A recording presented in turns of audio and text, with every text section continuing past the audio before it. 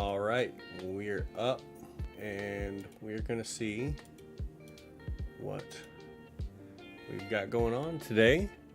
I've not streamed just by myself in a little bit, but we'll see if anybody shows up here. We'll get this pulled up on, go ahead and close this down here and check this out. Got it. And we've got 2 watching now. Okay, cool. Hey, Michael Scott. Good to see you, man. I appreciate you coming by and hanging out with me today. I'm just kind of chilling. Hey, Makito. I'm just kind of chilling today and got some time today. So I figured I would take the time to answer some questions about your training, my training. Oh goodness, perhaps anime things, you know, or anime training even. Hey Chris, hey, we got a Chris. I cannot pronounce your name, brother. I apologize. I'm gonna mess it up, so I'm not even gonna try. But Chris is actually a long time Real Anime Training, the anime trainer fan, you know, long time.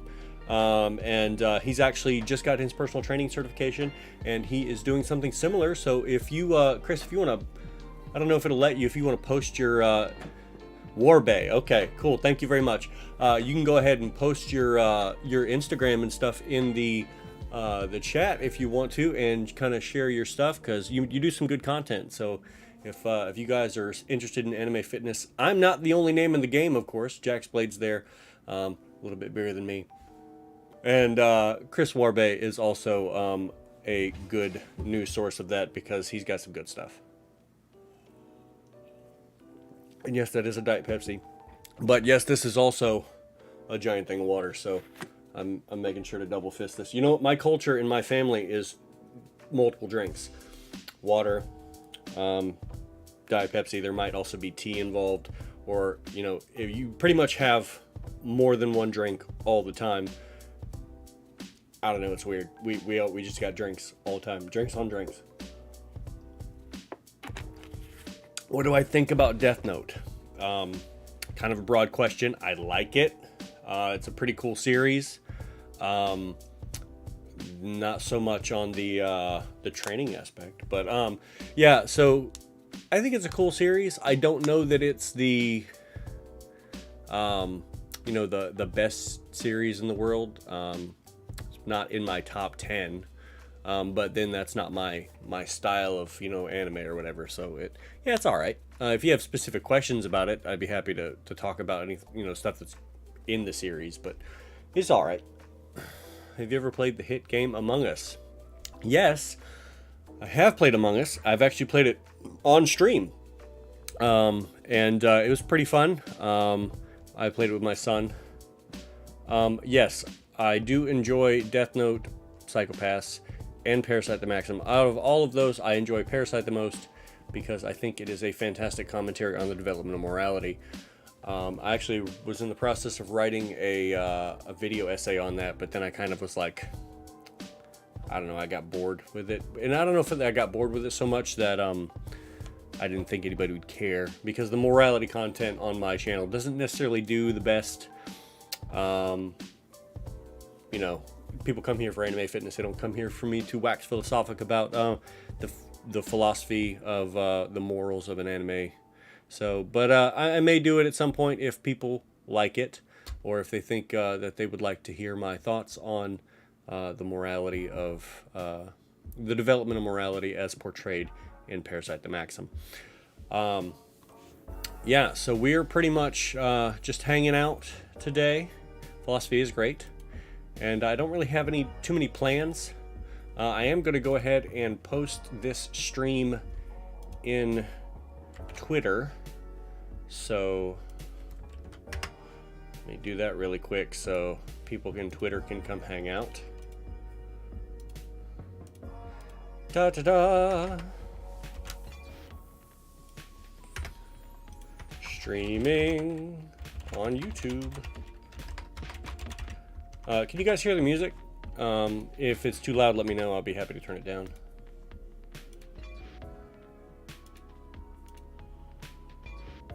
Okay, we got that.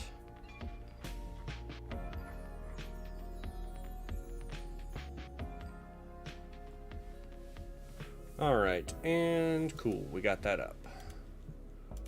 Cool. Oh, no, that's okay, Chris. I'm glad you got to share your stuff. Yeah, check him out, quiswarbe_fit, on all the social media stuff. Like I said, some good content, and it's always good to get different perspectives. I don't think you can get everything from a single coach, so don't ever feel like you can get everything, like, cause I only listen to this guy. It's like, that's probably not a good idea, because even PhDs in exercise science have specialties. So, and I mean, mind you, they can be knowledgeable about many different things, but they have specialties that they train themselves and other people, and those are the places you want to go for that information.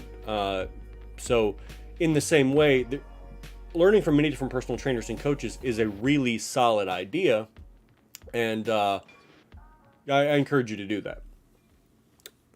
Do my beard gains grow with my muscle gains? Interesting you should ask that. As my beard has gotten longer, I have gotten healthier, in the sense that I got hurt about 3 years ago in my shoulder, and then like a year later ended up hurting my back in a terrible fall that sucked. And I had ended up kind of just ignoring it, and then going to the gym anyway, and still getting pretty strong, but couldn't really walk very well. So I ended up having to go to physical therapy. Like I said, sometimes coaches need coaches, and getting that looked at. And as I've been getting back into training regularly since PT was done, I've actually, the beard's gotten longer, I've gotten healthier. Probably just a correlation, but if you can grow a beard, maybe do that. What do you think about Light Yagami? Do you think the Death Note changed him as a person, or did he already have those traits? Yes. So things that happen to you can cause many different, obviously there's a choice factor involved of what you're going to do with stuff, but things that happen to you are going to cause reactions, like emotional reactions. And what you choose to do with those is sort of up to you. But there's innate things. Some people are more prone to, via their environment or genetics, to be angrier or to be more narcissistic or things in negative or positive. And then those things that happen to you, like you get a notebook that allows you to 86 anybody you want to. You have that power given to you, and then what do you do with it? You have lots of options, but it's like, and you've got to choose one of those things. But perhaps you're drawn to one more than the other, and maybe you just can't resist the temptation. So I'd say yes, it did change him, but not, but only in as much as he chose to listen to those negative portions of himself. Oh yeah, absolutely. He did use the Death Note almost immediately to kill people. He did not waste really any time at all on that. Alright.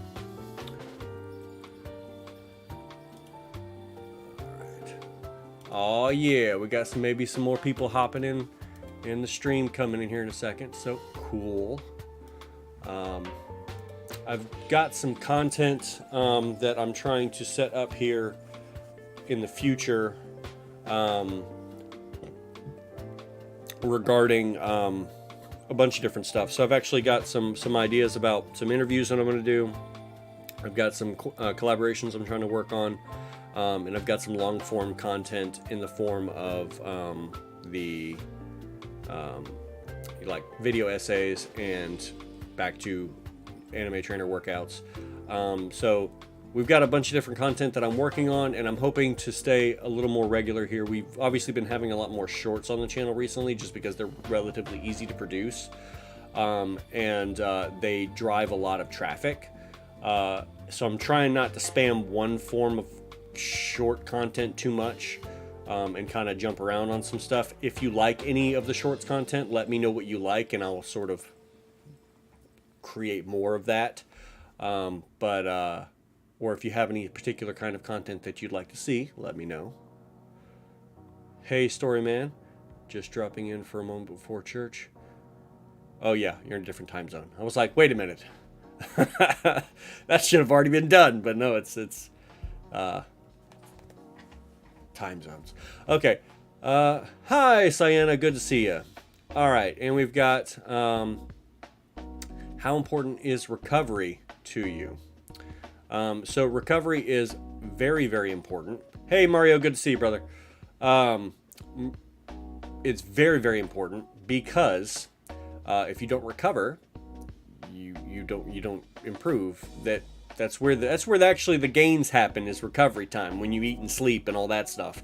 When you train, your goal is to produce a sufficient stimulus to create an adaptation, and you really only want to use enough stimulus to create the adaptation that you're going after, because any more than that is sort of waste of your time and energy, and you only have so much energy in your bucket, and the more you do, the harder it's going to be to recover from. So your sweet spot of training is to try to find the least amount of stimulus possible to produce the required adaptation, and then so you can rest enough to be able to train the next time that you want to train. And so you see guys who go in there and do like 5-hour workouts, and they're crawling out of the gym, and it's like, yeah, you worked really hard, but you basically didn't do anything. You did nothing.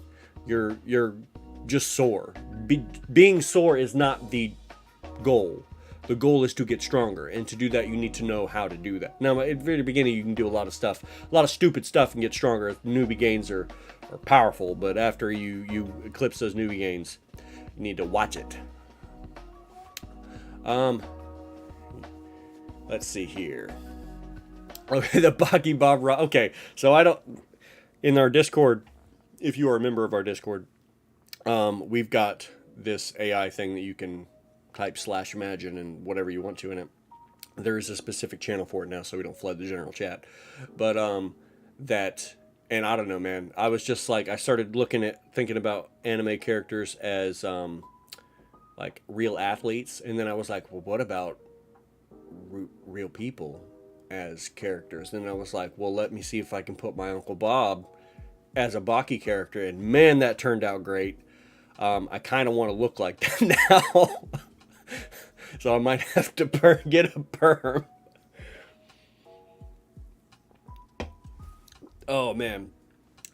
So, what are you doing on the treadmill? You just walking, Mario? Oh, we got 7 people in here. Woot. Oh, man, that makes me feel old, saying woot. Sometimes I forget that just because I'm on the internet doesn't mean I'm not ancient.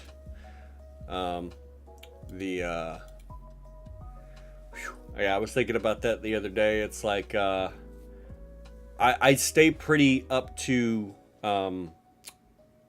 date on random slang and other stuff that teenagers and things are saying, because I'm terminally online, and so I'm able to communicate with my son using the same sort of slang that he uses, but and have an understanding of it. But honestly, the fact that I have to keep learning new slang, but then I have my old slang that I throw out every now and again, that's what makes me feel old.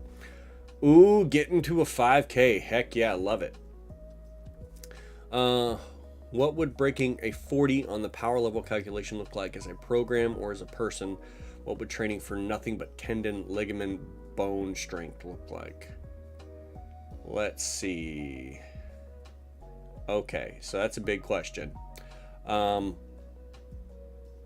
then we've also got, since you are well versed with Dragon Ball, who has the best training regimen that you have seen out of Goku and Vegeta? Okay, so they both have pretty solid training programs. Within reasonable, because I mean, honestly, nobody needs to do 10,000 push-ups. There's basically no physiological benefit to that. Because you're never actually going to do anything that's remotely similar to that. I mean, if you want to do it, by all means, go for it. But like, in terms of how they train, it's like, well-rounded wise, Vegeta probably has it out. Although Goku, when he was younger, did a larger variety of actual athletic movements. Vegeta focuses a lot more on getting reps in, and sparring, which is great. That's phenomenal. So they both have really solid programs, and it's kind of hard to say which one is better, especially if you take them at face value and don't try to like real world them. If you were to try to like make them real world, it's hard to say. But I'd love to hear your thoughts on it. Okay, so what would breaking a 40 on the power level calculation look like as a program or as a person? As a person, it would probably look like a strong man who was also very, very athletic otherwise, so able to do pretty solid, okay score on sprints, could jump okay, and let me see here, could perhaps, he probably wouldn't want to run long distance because of his, massive size, and that's really rough on the joints, pounding for long distance. But you could put his butt in the water and have him swim long distance, and he could still get the long distance points from that. So probably something along the lines of that. A strong man who was getting big numbers on his lifts, okay numbers on the calisthenics, okay numbers on the speed stuff, and maybe the agility. So he may not make it on the board for the agility stuff. And maybe using the swimming to do the rest of the running endurance portion of stuff. Mariusz Pudzianowski was a really athletic strong man, just fast as heck and doing all kinds of crazy stuff. I feel like he would have in his heyday, he would have had an insane power level.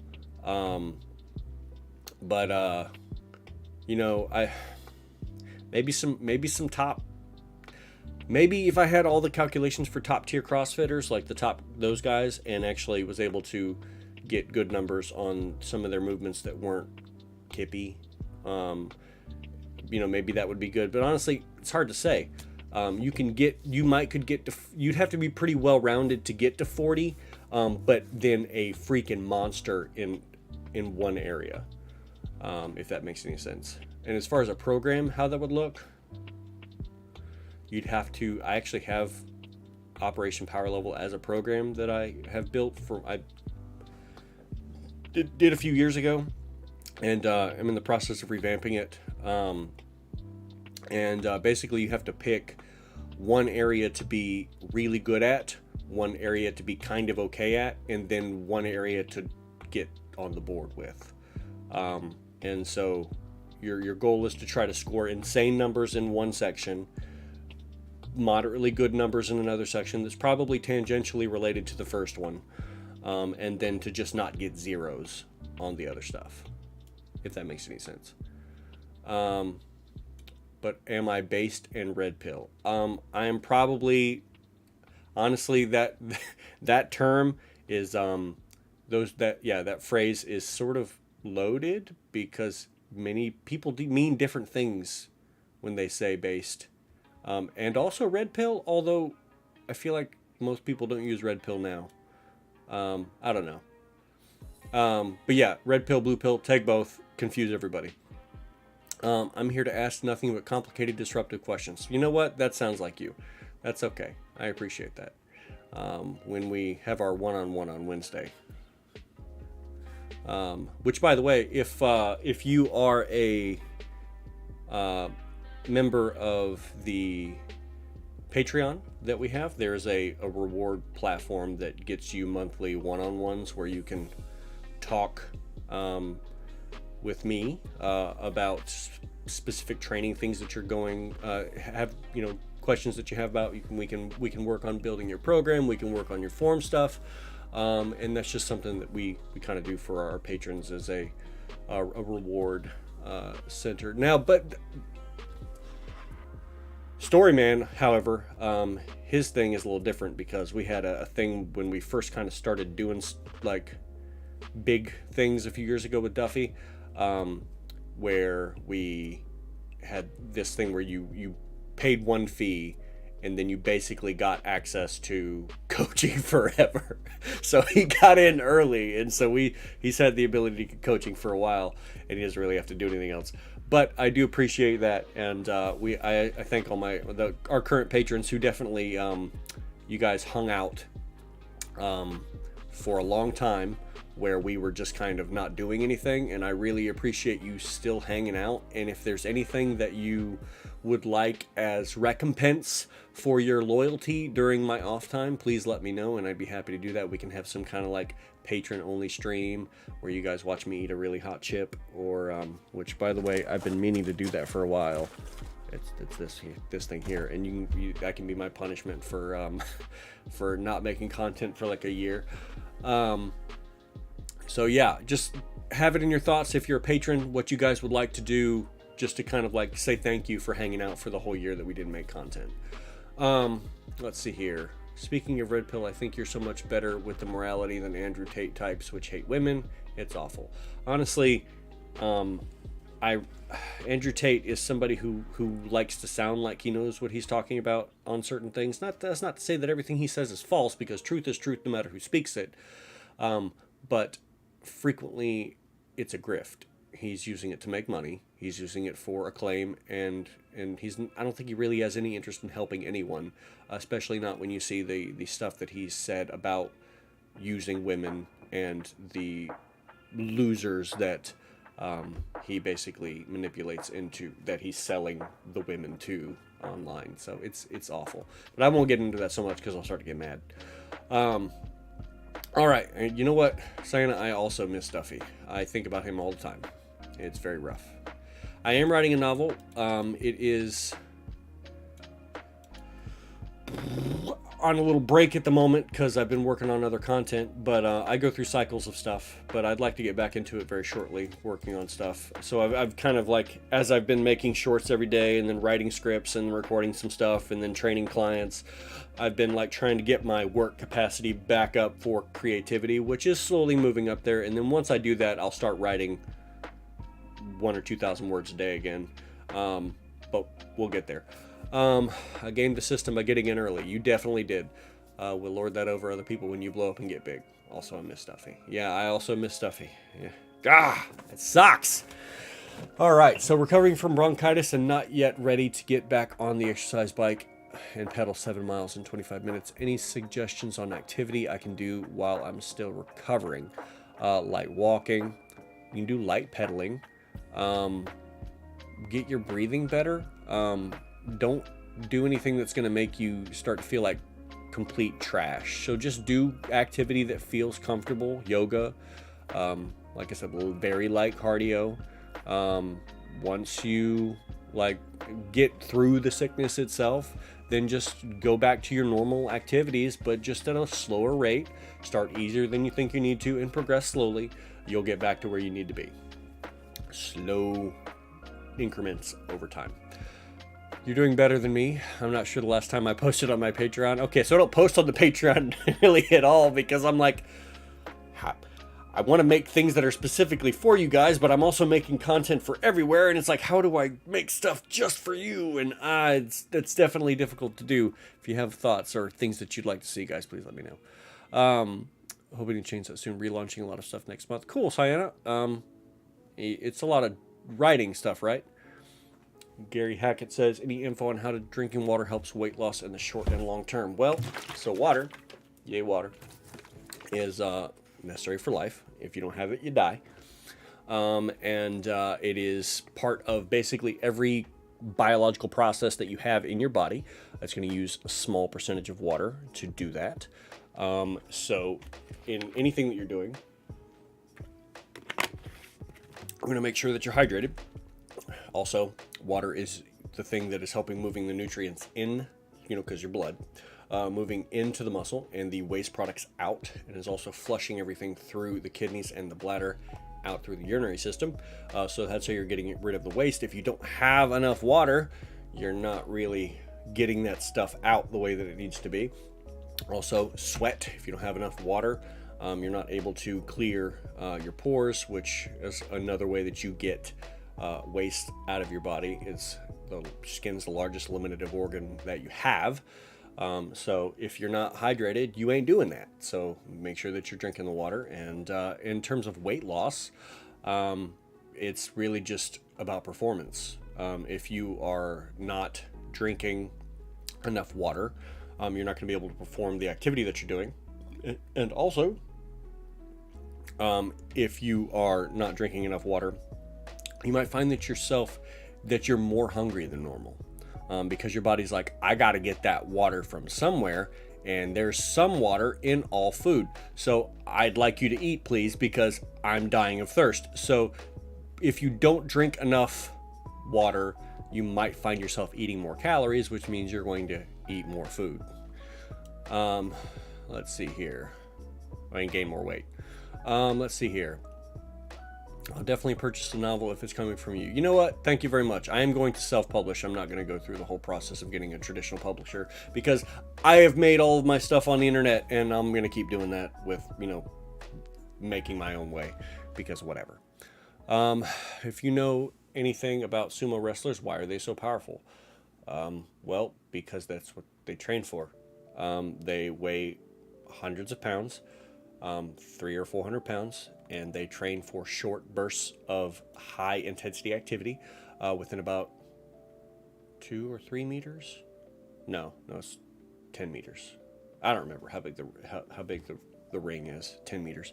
But in that short period of distance, they move very, very quickly.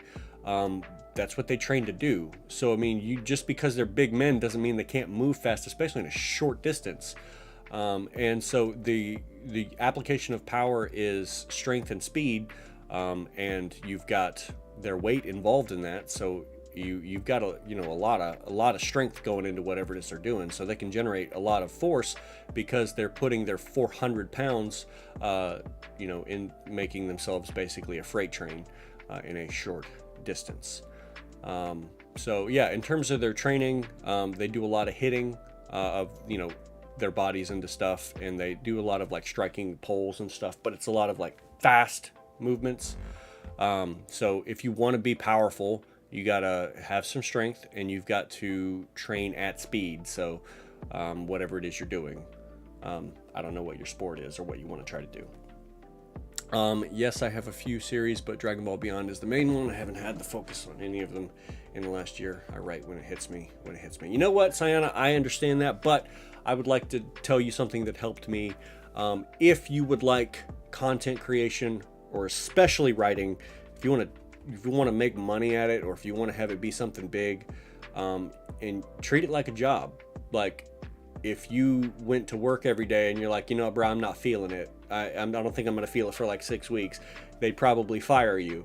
So if you are committed to something like doing writing, treat it like a job and be like, heck, as long as I do it a little bit every day, even if it doesn't turn out the way that I wanted to, I put those words on the page and I got the practice in. So that definitely helps me when I think about it in terms of just do it. Just do the thing. Whatever that is. Boom. Put the words on the page.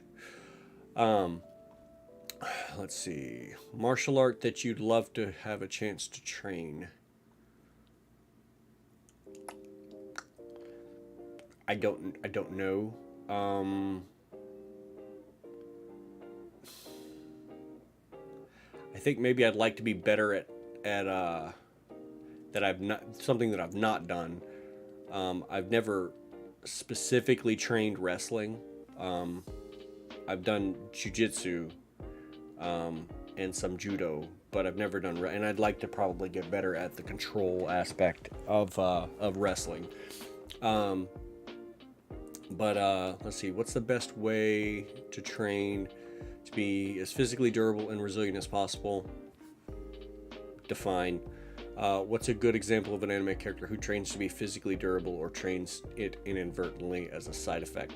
So What do you mean by physically durable?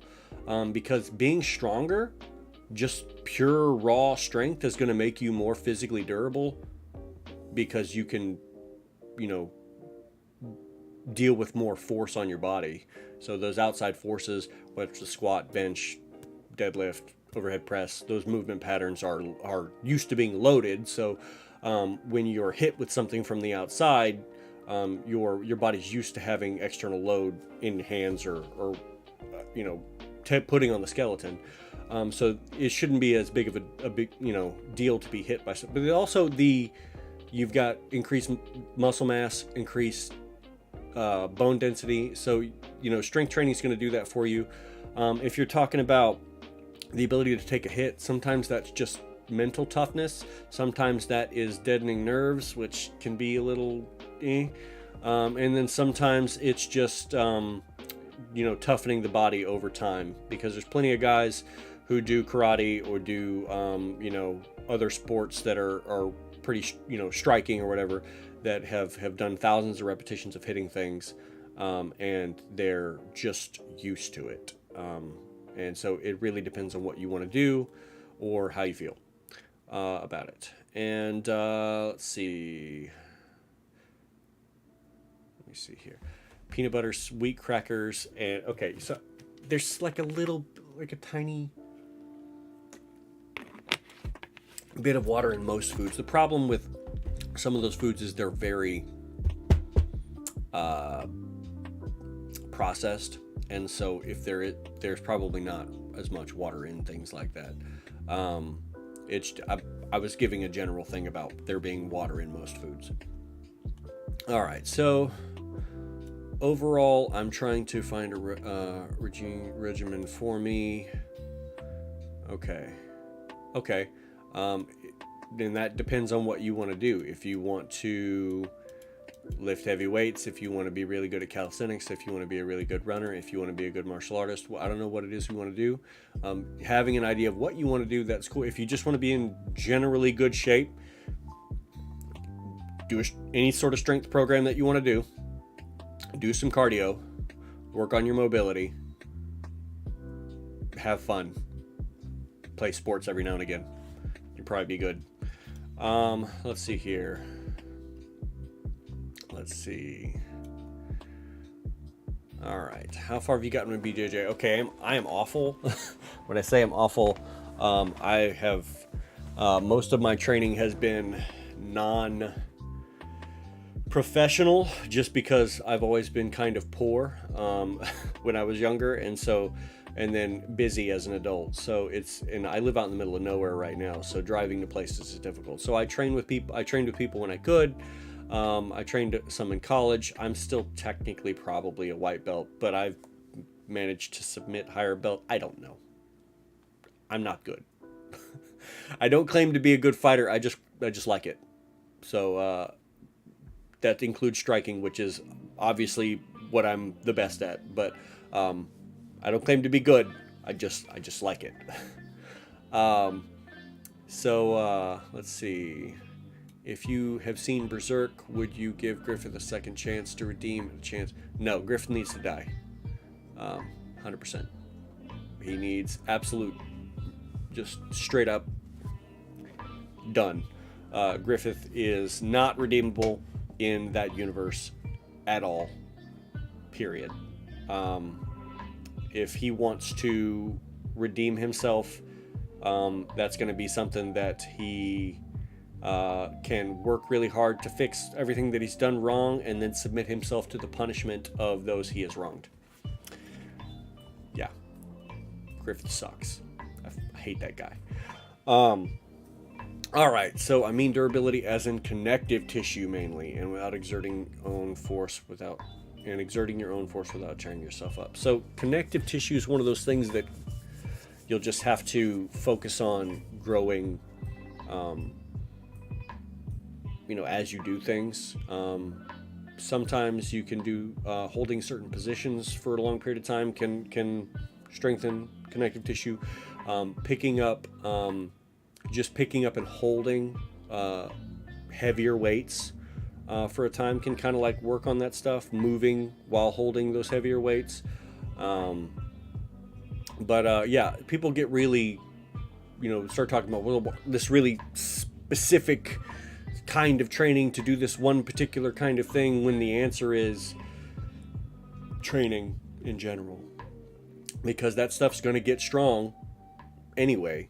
And unless you're having a particular issue where your connective tissues are tearing or being weak for some reason, as long as you're doing full range of motion on your movements and you're focusing on mobility and you are actually lifting progressively, you're probably going to be fine, and your form is good. You're probably going to be fine. So I wouldn't worry too much about like, oh, what about tendons and connective tissues and ligaments and whatnot. It's like they're largely going to take care of themselves if you don't rush it. Hello, Tibby. Good to see you.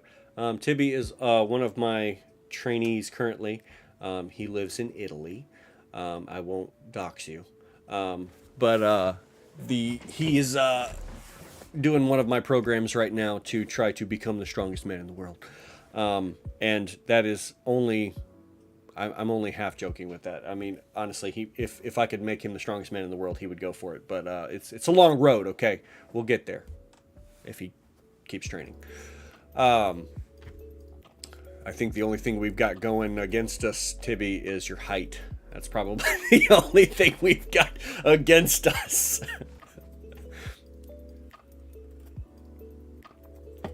But yeah, that's another thing. If you guys are looking for training advice, or someone to build a program, or someone to do coaching with you, shoot me a message on Twitter, or you can send me an email, realanimetraining@gmail.com, and we can kind of talk about what you want to do, and then see if we can't get you set up on something. And that kind of training where we do that is, we can do anything from just building your program, the one-on-ones that we do with Storyman and Hanma Legacy here, and then we also do things where you send me your videos, your form, and we look at that.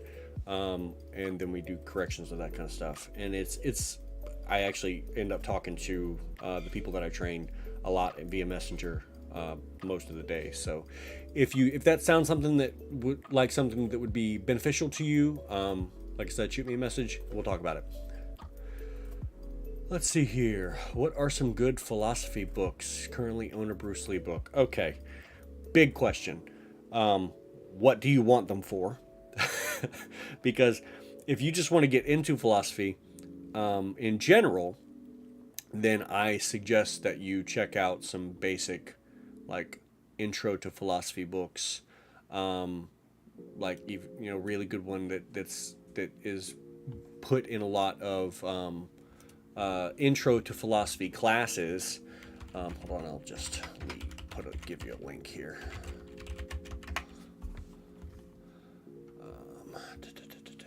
Yeah, it's Sophie's World, and that you can find that novel on Amazon. Let me see. Give me 1 second. Click, and I gotta sign in. Oh, come on. Okay, well, I'll get that to you in a second. But yeah, it's Sophie's World. I gotta do 2-step verification here.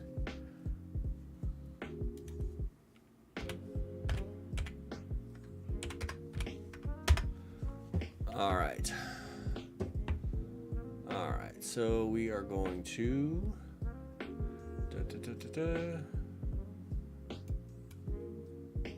link, copy.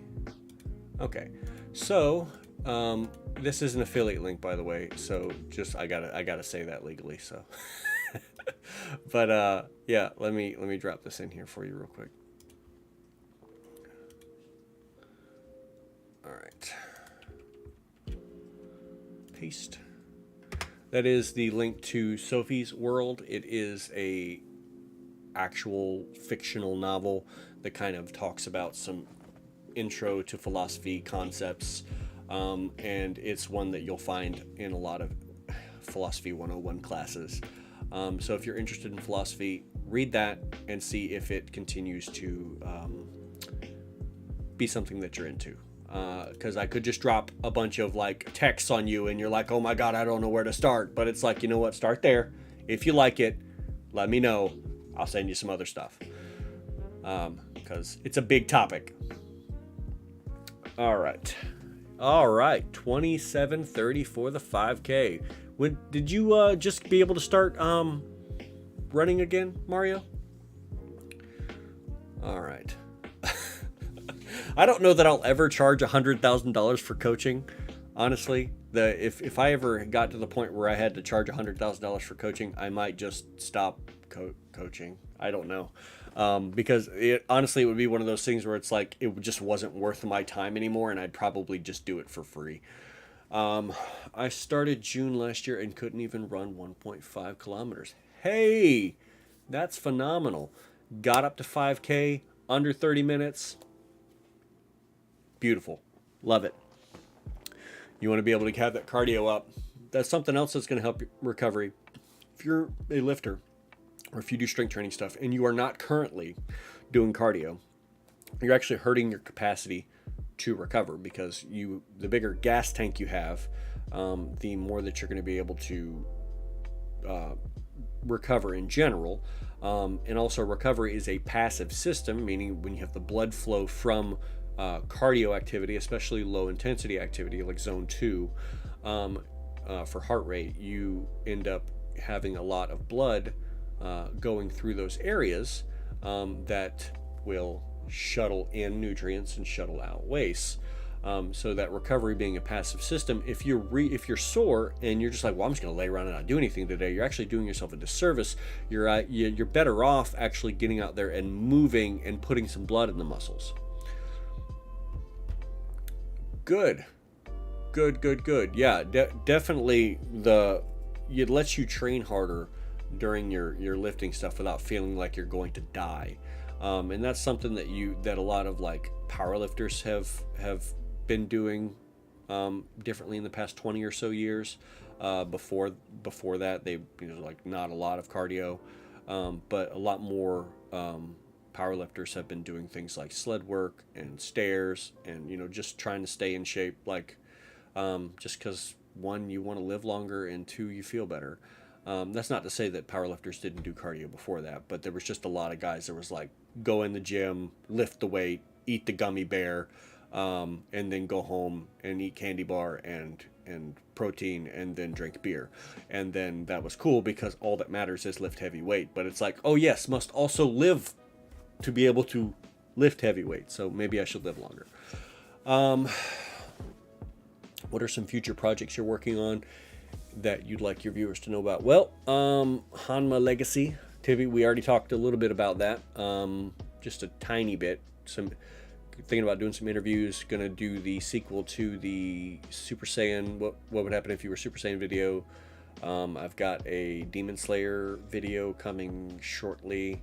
I'm thinking about doing a short series, well, maybe not a short series, but a series on TikTok talking about mental health stuff, and then maybe continuing the Hajime no Ippo training program. Let's see here. Yeah, I mean, just general content, and if you have requests about stuff, let me know. What is water weight? How much of our weight does it make up? So I will go ahead and pull that information up for you. How much of the human body is water? It is 60%. So that means about 60% of your weight is water. Your blood's 90% water, so it's a big deal. And what most people mean when they say water weight is that means you're holding excess water, maybe because you've got you had a really heavy carbohydrate meal with a lot of salt, and your body's just retaining that water, and that's water weight. It's gonna go away. It's not a big deal. Don't worry about it. So in terms of overall weight loss, your weight can fluctuate literally 5 to 10 pounds a day sometimes, depending on how big you already are. Big fellas, it's going to fluctuate a lot more. But I've had my weight fluctuate 5 pounds a day, easy. And then mind you, it's gonna trend towards whatever the middle is. It's not gonna be like, well, I'm down 5 pounds, I'm down 5 pounds, I'm down. It's not gonna do that, unless you're just like not consuming any water and you're sitting in a sauna. But like in general, if you're living your normal life, you're gonna have like, oh, I'm up 5 pounds, oh, I'm down 2 pounds, oh, I'm down 3 pounds, oh, I'm up 2 pounds, oh, I'm down 5 pounds. That's normal. Let's see here. If I lose weight consistently for a month, do I still have water weight if in a prolonged calorie deficit? Yeah, like I feel like I already answered that question. Would you recommend watching Hajime no Ippo? Okay, Hajime no Ippo is the greatest anime of all time, in my opinion. I love that series. And if you are caught up on the anime, go read the manga, because there's like 1,200 or something, 1,300. I don't know. It's a lot of chapters. So you're going to be, having fun for a little while, because Hajime no Ippo is action, drama, comedy. There is little like sad parts that make you want to cry. Yeah, it's great. It is probably one of the most perfect series. All right, I tried running on multiple occasions, got to 5K quite often, but I always ended up quitting. Running again was simply lacking discipline. What's keeping you going now? What making you can stay consistent now? Let's see here. First video I've seen was Holy Land. I became a fan since then. Cool. I love that series also. I'm glad to have you here. Let's see here. What are some future projects outside of YouTube that you'd like my novel series? I'm trying to think. I am writing some fitness ebooks currently. Trying to. So some programs, things like that. What else? Other projects outside of YouTube, I'm not really sure, except just really my novel and the other books that I'm writing. Not really anything that I can think of at the moment. God, I feel like there is something else though. I can't remember. ADHD brain goes, I don't remember things. That's okay. All right. Let's see here. Yeah. All right. Nope. All right, cool. I'm going to close these links here so they're not crowding stuff. And I've got like 15 links open from when I was searching for things. And then let's see how many people we got in here. I have no idea. We have 10. No? Is that just the highest concurrent viewers? What do we got currently? 9. Okay, we got 9 viewers. Cool. Maybe we can get some engagement going. So, everybody type your favorite anime in the chat. Would you consider jumping back into combat sports again? I might consider doing some amateur stuff at some point, but I need to make sure that all my health stuff is good with my injuries, because I definitely don't want to go back to being hurt again. My dad is doing okay. He is in the process of getting his knee surgery set up, because he's going to have to get knee replacements, probably both of them. And at that point, his knees should be pretty solid enough to, start training legs hard again. Grappler Baki, yeah, okay. No, I don't expect you to just have one, but maybe you can throw a couple of them in there. Throw in your favorites. Be genre specific if you want to. Somebody likes Akira. That is an old one. Yu Yu Hakusho, nice. Mario said, nothing in particular, just don't want to waste my time doing nothing anymore. Like back as a teen, I was kind of impatient, but once you realize what could have been, yes, absolutely. I understand that frustration of basically not, of looking at where you could have been if you had continued to work through a period, and feeling that frustration. I have heard a lot about Darling in the Franxx, but I've never seen it. I couldn't make it through a single I couldn't make it through Cowboy Bebop. I got through 2 or 3 episodes and I just couldn't do it. I've tried to watch it 3 different times. I'm sorry, Sienna. I know you tried to get me to watch Cowboy Bebop. I just can't do it. All right, so my favorite anime would probably be the OG run of Naruto. Sienna's like, what? I'm sorry. Okay, so crap. Okay, yeah. So basically, I understand what it's like to look back on a period of time that you weren't doing things and just be really frustrated. So I'm gonna be real with you here.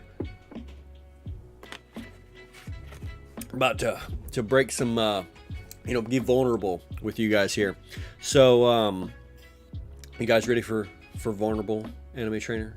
Gonna share some life experiences with you, kind of like yeah. So anyway, goodness, probably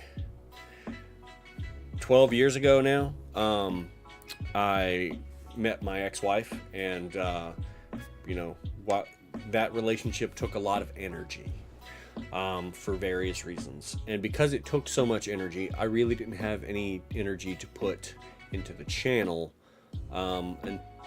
until much later.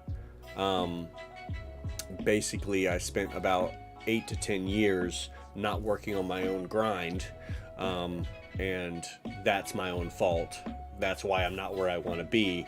I could already probably have a couple 100,000 subscribers if I had worked through that down period, instead of being like, no, I'm gonna focus on this relationship and put my energy into this relationship, largely because I didn't feel good about myself, and I thought that I needed external validation from my relationship, so I did whatever was necessary to try to work on that, because that was the most important thing, not realizing that after a while, just because you put work into a relationship like that doesn't mean that that relationship is going to work out for whatever reason.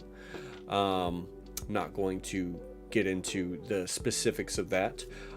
It would have just been better for me to have worked on myself during that time. Not to say that I didn't grow during that period, because I definitely did grow during that period, but if I had focused on myself more than trying to focus on a relationship or another person and their growth instead, then I would have been in a much better position for myself, and that's a big regret for me, but there's not anything you can do about it because you can't go back in time. So all I can do right now is try to move forward with my current situation.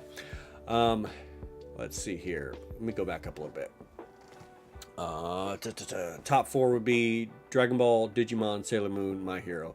So we got 3 older ones and My Hero. Very nice. And once again, Sion, I'm sorry about Cowboy Bebop. I just can't do it. You have freakish conditioning. I do not anymore. Would you consider jumping in endurance sports, something like ultra running? Yes, I actually love endurance sports. I love obstacle course racing in general. And I do have a small draw towards ultra running. But at the same time, if you really when people talk about cardio killing your gains, if you want to talk about cardio killing your gains, that's ultra running's where that's at, because you're going to basically be spending your off season for training, doing a lot of hypertrophy training just to make up the muscle loss that you had during season. So if I was going to do ultra running, it would be very rare. I would probably be more marathon distance, but probably more obstacle course stuff. So I did the Spartan Beast, so it's 13.1 miles obstacle course. I've done that twice. I would like to try the Ultra Beast. It's a marathon distance, but I'd probably be more apt to do that than just a straight marathon, because I feel like I'd get bored just running. And I have run distance before, 10, 12, 15 miles, and that, but I'm listening to music the whole time, and seeing, maybe the sights would be good. I don't know. I feel like I'd get bored during just a marathon, but I love obstacle course racing, because it's just you go through some really pretty areas, and you get to do cool stuff. And there's that whole like everybody's out there, you know, helping out. It's just cool. Did I practice any combat sport? Yes, I did. Amateur. I was an amateur mixed martial artist and an amateur kickboxer for a little while. Didn't say I was very good at it, but I just liked it. You got to go past the really early stuff. It's one of those series that gets better and more into it. It's meh at the beginning. Okay. I might try to do it again, but I just can't right now. Maybe next year. Let me see here. I got to say that you boost me into some aspects of my life. What do you mean? I boost you? Can you clarify that one for me? I feel like I'm missing what you're saying on that, Alex. I apologize.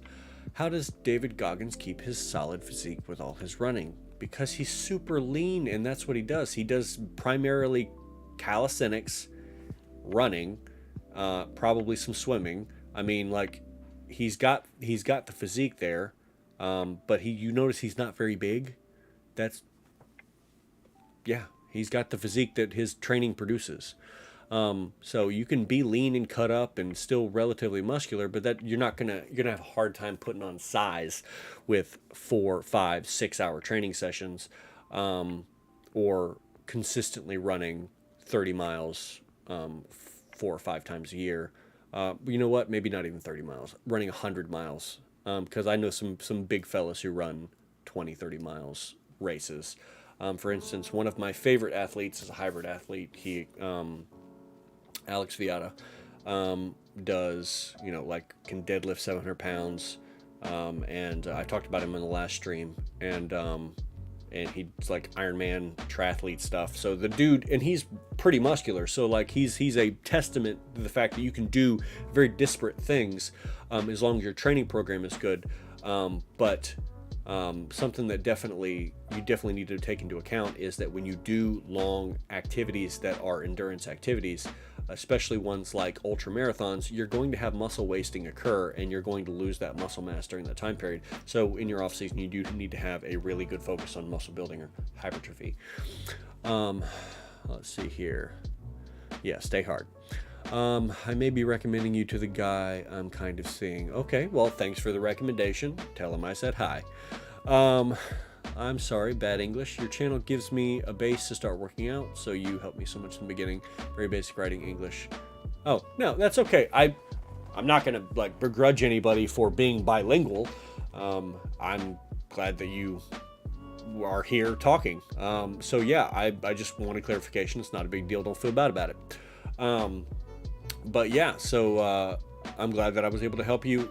And if you need anything, or if you have requests for things that you need help on, let me know. Maybe I'll make some shorts about it. Shorts have been really good for like small form correction stuff. Goodness gracious, burping all over the place. That's what happens. I probably should not drink like diet sodas on stream because of the burping, but I also have the water, so I don't know. All right, actually, I'll be competing in grappling and kickboxing. Oh, cool. How long have you been training?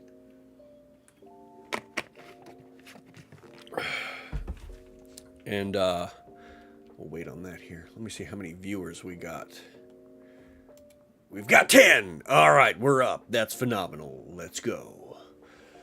Oh, goodness.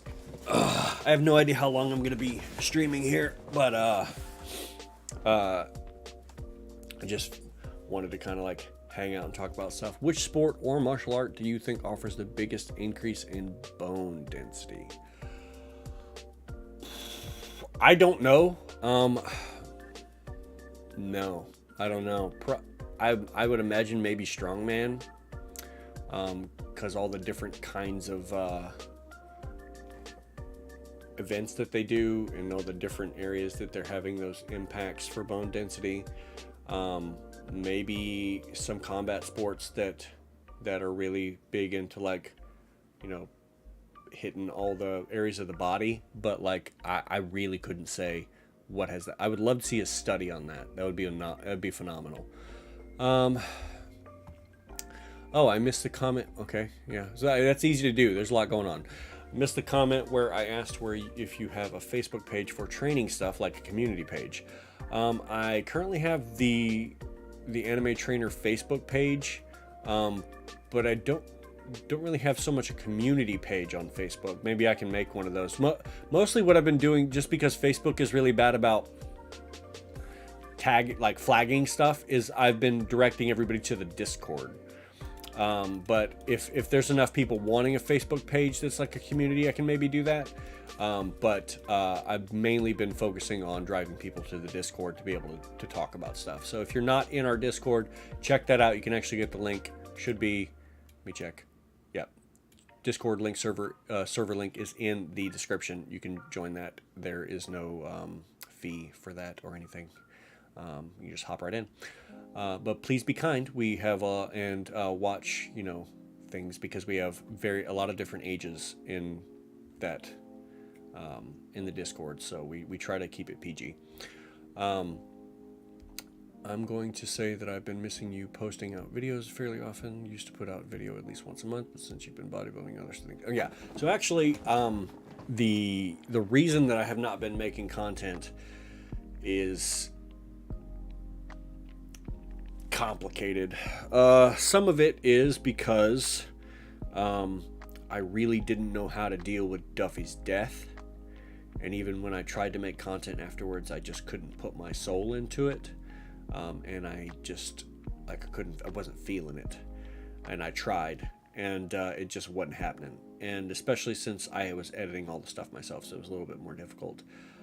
So lack of editor, my brain just not being into it, and then having to go through physical therapy and feeling like I wasn't getting anywhere, a little bit of a depressive spiral for that. But all of those things have sort of corrected themselves. I'm feeling a lot more creative. I have an editor now, thank you, Maine, and I am not super depressed about my position as far as like a content creator is, or even in terms of fitness, even though I had a bit of a setback in that. I was lifting pretty heavy, I was feeling pretty strong, I was almost the strongest I've ever been in my entire life, and then I had to stop because my body was just like, nah bro, we're not going to let you outlift these injuries that you never got looked at. And so once I got them looked at, then it was like, cool, we can start building again, but it's going to be slow.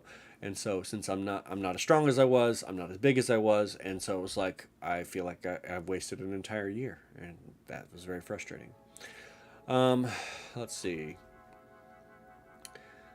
All right, but we're gonna try to make more videos now, shorts, lives, long form content. So, yay. What would be your version of Batman if you constructed him? That would be difficult. I might focus on learning a lot of skills, like a lot of skills. It would be practical skills that would be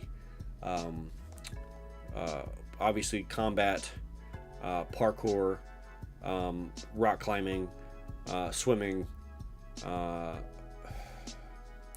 things like tying ropes, and you know, things that you would have in sort of like survival situations. So you'd be spending a lot of time doing that, but then you'd also have to have a relatively good strength program, and then you'd have to have really solid endurance. So you would definitely be a hybrid athlete, but your day would be like, for a very long time, maybe 10 years, you'd have to be completely committed to training and learning all of those skills, because the vast array of skills that would be required for you to be Batman, it's not just the fitness. The fitness has got to be high, but it's not the fitness that makes Batman Batman. It's his insane level of skill in all of the things that he has skill in. He is ultra competent in a wide variety of skills, and that is what is going to take the most amount of time. Let's see. What combos of sports do you think would complement each other the most for the purpose of creating a better athlete? So, like, powerlifting and strongman go together because they're pretty similar. You know, and then bodybuilding and powerlifting can go together because they have similar-ish, you know, things, because you got to lift heavy to get bigger. And then, you know, so why not? So have things that would be complementing each other would really just be sort of things that, goodness, that's a big question, because you'd want to have something that was able to fill in the gaps that the other one didn't have. And it really, people ask questions like that, and I just, it depends on what you want to do. All fitness things beyond general fitness and health and survival depend on what it is that you, as an athlete, as a human being, want to accomplish. Once you've established this is my goal, then the program sort of can write itself, because there are certain things that are going to produce those adaptations, certain stimuli, and then you just build the program. So honestly, it's a very hard question, because my brain doesn't want to answer it, because it doesn't have a specific goal. So as little gaps as possible.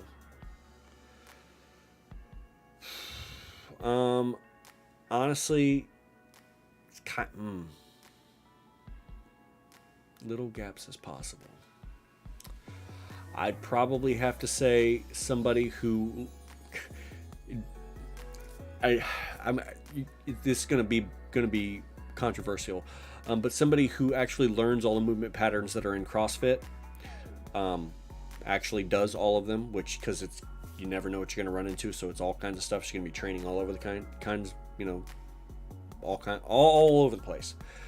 And then some sort of combat sport like doing MMA. So if you did CrossFit and MMA, you would not be amazing at anything, but you would be very proficient as a generalist at a lot of different things, as long as you learned the form and weren't being stupid, and actually had someone to be able to teach you the vast variety of movement patterns for lifting and calisthenics and running and swimming and cycling and rowing and all the stuff that you might run into at the CrossFit Games. But that's part of the problem with a box that trains CrossFit athletes, is that the people who really, really do well are frequently the ones who come from a specialist background, drop into CrossFit, and get proficient at the other things while maintaining a very high level of specialty at the other stuff.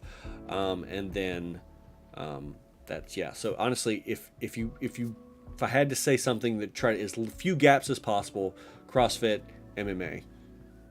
Probably controversial answer. Is there a misunderstanding with athletes who use PEDs for their sports? I don't know what you mean. Is there a misunderstanding with athletes? Can you clarify your question for me? I don't want to get into that. What is your favorite workout or workout section from the Real Anime Training blog? I love the Hajime no Ippo training program. I love a lot of the Baki workouts. Let's see here. And some of them, the History Strongest Disciple Master workouts are pretty solid. But probably Ippo is probably number one for me, just because I love that. I tried to keep it as close to the series as possible. Although the One Punch Man program has my heart, because that took a lot of time. Yeah, that one. Most interesting, weird to write, the One Punch Man training program, because I had to make 100 push-ups, 100 sit-ups, 100 squats, 10K of running feasible for a wide variety of like movements. In terms of what I mean by that is making it where you're not going to get imbalances muscularly, which was very hard to do. If you check out the One Punch Man training program on the blog, it is a feat because of how many I had to make.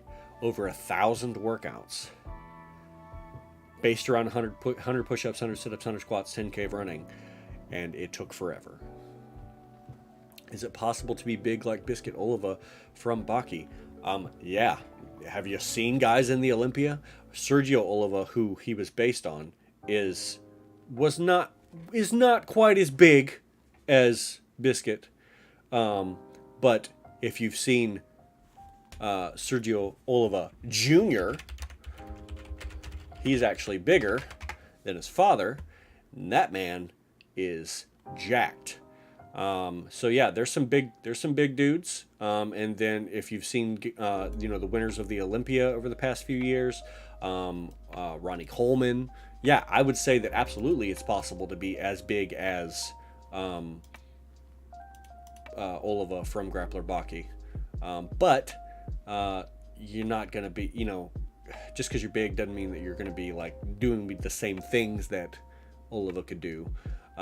Because, it's an anime and not everything is super realistic. And the kind of training that you do as a bodybuilder is good for two things: getting pretty strong and being big as hail.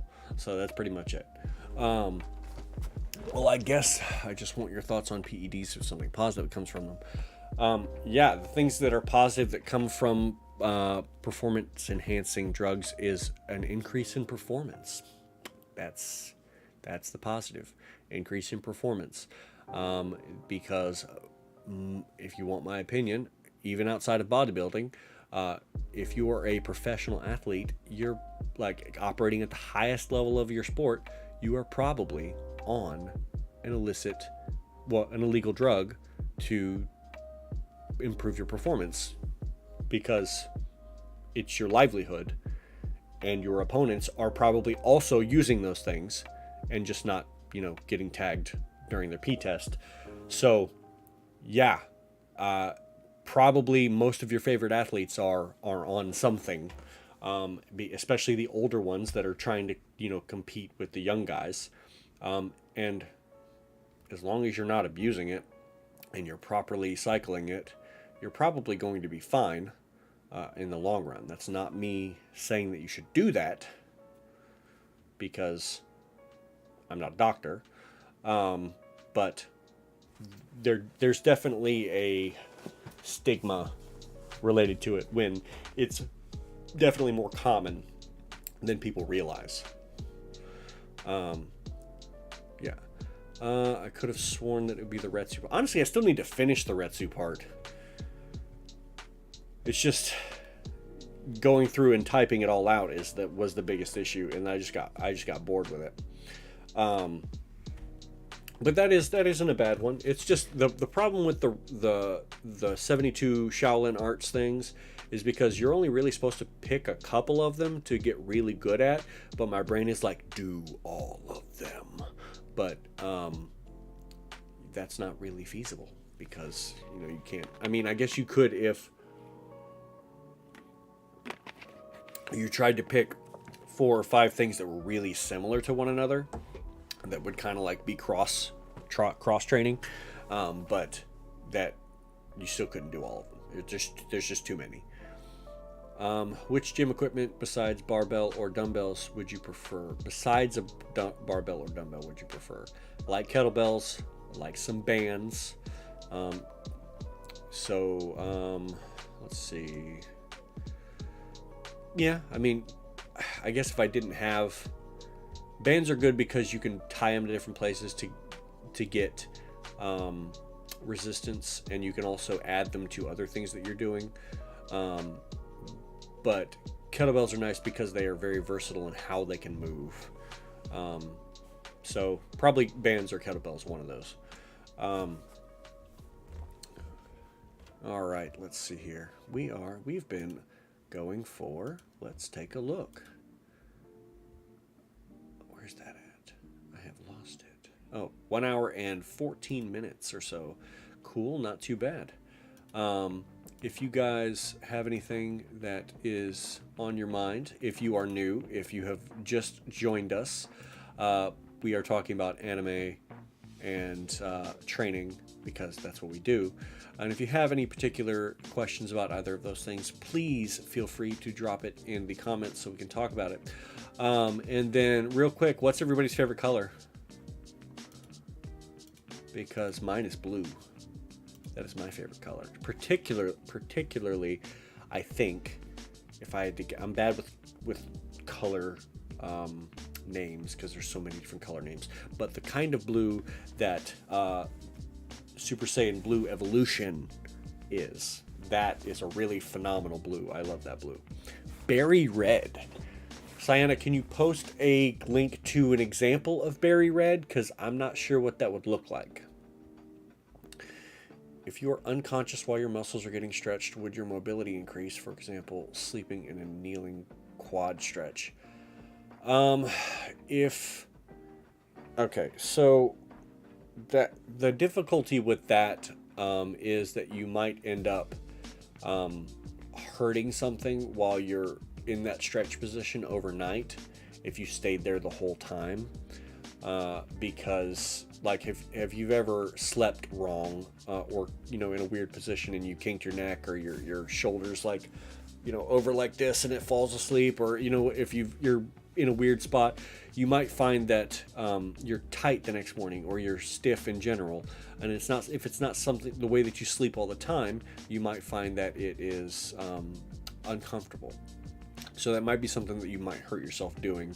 So you would be probably better off just including flexibility and mobility training into your general program. Why do you not show your physique in thumbnails more? So that is because I am fat right now. So I was in the process of bulking when I got hurt. Well, when I had to stop training really hard, when I was like benching 380 and whatever. I was in the process of bulking really hard, and when I got hurt and I got depressed, I just sort of whatever, didn't really care so much. But I am in the process of cutting right now. I just started a cut, and we're gonna see where that takes me. But yeah, so it's because I am heavier than I would like to be, and typically people don't like to see that.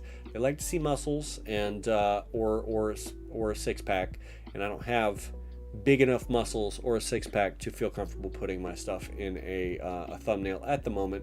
But I will tell you right now, just because somebody is not in the best shape at the moment doesn't mean they don't know things, because I've known plenty of coaches who know things who are not in the best shape at that time. It's just what happens. But like I said, I am in the process of cutting right now. So once I get back into a position of being less fat for me, I'll feel better about that. Let's see. What YouTubers would you like to collaborate with? Honestly, let me think. Maybe Bioneer, because he does a lot of stuff that's kind of similar in terms of like the training things. Maybe, let's see. I like doing weird interviews with people. I'd like to interview some scholars. I actually am in the process of trying to interview a scholar right now. Not about anything in particular per se, but just because I like the fact that he's a scholar. So yeah, I'm not really sure about which YouTubers I would like to do collaborations with, but I am open to doing collaborations with probably anybody, just because honestly the collaborations that I have done have been very fun. I might like to do something with Karthu, because he has a martial arts background and he likes anime. And then let's see. Yeah, I don't know. Like I said, I'm open to it. So if you have particular people that you'd like to see me do a collaboration with, you can tag us on Twitter or something like that, and we can see if we can hook something up, because I am in the process of doing a collaboration also with a fellow from Twitter to talk about some Dragon Ball theory type stuff. Not even theory, but so much evidence for something. But yeah, so don't really know. I don't really have like wish lists of collaborations with other YouTubers. Mr. Beast, where he gives me $100,000 for every second that I'm able to, I don't know, hold a plank or something. Hey Verdell, thank you very much for saying that I got a great channel, and I appreciate that a lot because I do and I do want to have the thing grow. It's been a passion project for a long time, and it's been sometimes a little frustrating to have it not grow at the rate that I wanted to. But you know, I've kind of accepted that I'm never going to go viral, and that it's always going to be a gradual process, and that's fine. I don't mind that in terms of growth, because that's how growth in normal life is. You don't all of a sudden, like, you know, hit a lift one day and you're like, dude, my lift went viral, and and I'm able to now I can bench 900 pounds instead of, you know, what I was doing, because that's so I can appreciate linear growth, and I've just sort of accepted that, and that's okay. I'll just try to be more consistent with my workouts, my videos, and see what happens. Can you tell us the story of the epic beard and hair? Not too much of a story. I just don't cut it. That is the secret. I just don't cut it. I have trimmed a little bit here to make it even, because this part right here, I don't know if you can see it. When I pull it down, it is longer over here. And even when I trim it even across, I give it a little bit of time, and it starts to grow faster on this side of my face for some reason. So every now and again I do have to trim it to be even, but it will start to grow like out this way. So if I went like this, it would be really long over here. But yeah, so my fiance said that she didn't like when I was a cue ball, because I used to shave everything all the time. Like, I used to be like completely nothing. So I was like, cool, I'll grow my hair out, see what it looks like. And so here I am. And actually, people have said that they like this better than the cue ball, which was confusing at first until I went back to look at my cue ball self, and now it looks weird. It looks weird without the beard. I have thought about braiding it, but I don't know if it's long enough to do that yet. And it have pretty coarse hair, even though I have been conditioning it pretty good.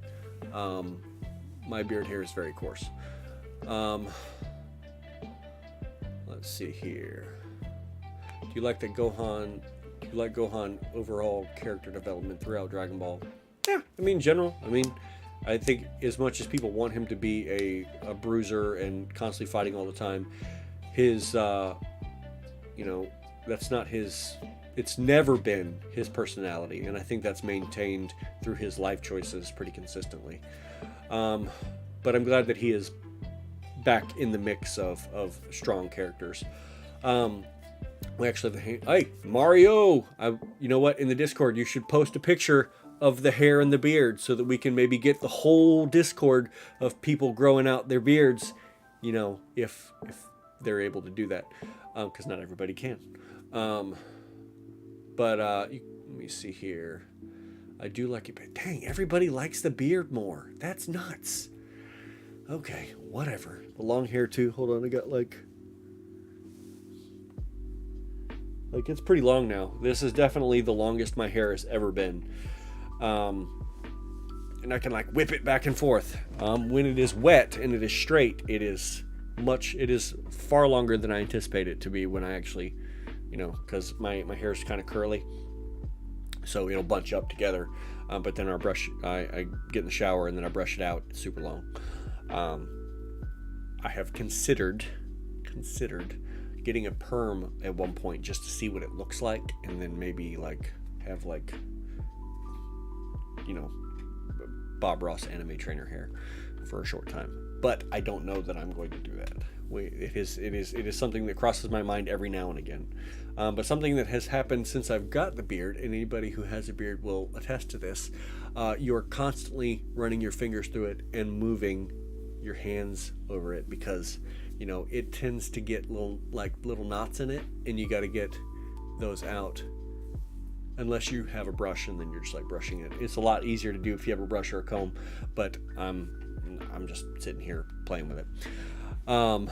Yeah, so that's the story of the hair and the beard, and why nobody likes it when I was a Cuba. Gah! I was like that for so long.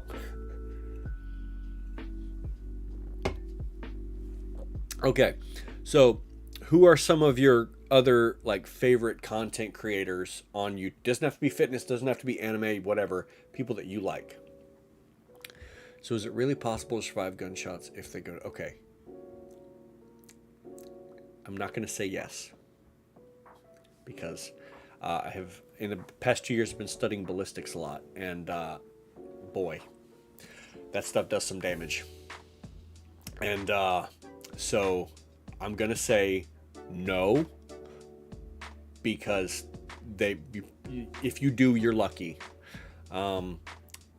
Yeah, the Sergio Oliva thing is, it definitely happened, and his muscles apparently contributed to it, but he still had to go to the hospital. It's not like it was fine, but in general, having strong abdominals will probably help you survive attacks against you, but I wouldn't go so far as to say that it will definitely help you survive getting hit by a bing bong, by a weapon that throws things high acceleration.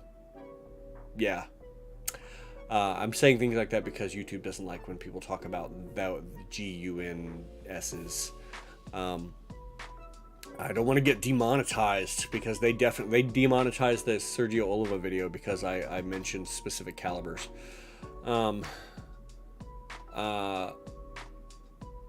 Danny, okay, yeah, so Geekdom, Ice One Cube. What does Ice One Cube do? Quaman, cool, totally line up Mark, yep. Solid JJ is hilarious. He, you, and Penguins Zero are the only people I subscribe to. Wow, the only people, 3 people, Mario? You subscribe to 3 people? Team 4-star, of course, yeah, good content creators. Has anybody been watching? I keep getting like notifications for their like breakdown of the DBZ abridged stuff, like the commentary. Is that any good? Ice One Cube makes videos about anything that comes to mind. Okay, interesting. Oh yeah, you know what? That's fine. Social media should be something that is in my mind is a tool. For you to do things that you're already trying to do, or a little fun thing that is whatever, but because it can definitely take your life over. Endlessly scrolling on feeds is something that you're definitely going to do it, and can get into really easily if you keep doing it, because the way that they're designed is, that reward system in your brain. You're going to be dopamine hit. You're going to next thing you know, I've been on TikTok for 6 hours, and you're like, what the heck just happened? What? And you go back and look at all the videos you like. You're like, how many videos of cute animals can I like in an afternoon? And apparently it's like a couple hundred. All right, let's see here. I actually had to go searching for it. I think those are on the 4-star bento channel. Okay, 4-star bento. Okay. Sensei, you look a lot like Roshi with the beard. I have been... Okay, yes, Roshi's the goal. I'd like to look like Roshi as an old man, in terms of like, not like thin Roshi, but like jacked Roshi. Just be like 100% full power Roshi all the time. That's kind of the goal. How much could an extremely trained ultra runner run before dying? Hard question, because even ultra runners do not run the entire distance. They have walking breaks, and in multi-day races they sleep. Maybe not for very long, but they do sleep. So for the most part, ultra runners don't have a distance that they may run 30 miles before they stop, but for the most part, ultra runners, I don't believe, run the entire distance. They walk portions of it, so I have no idea. I've seen races where it's multi-day stuff, and they go 300-400 miles I think there might be even a race that's over a couple weeks. It's over 1,000 miles. So, yeah, that's pretty wild. And then you have the people that do like, oh, I did 50 marathons in 50 days. And it's like, that's a crap ton of distance. So honestly, I don't know. A trained person, I don't know how far you could push them before they just died, as long as they had proper nutrition. No clue. Don't forget the magazine collection. Magazine collection. I don't know what that is.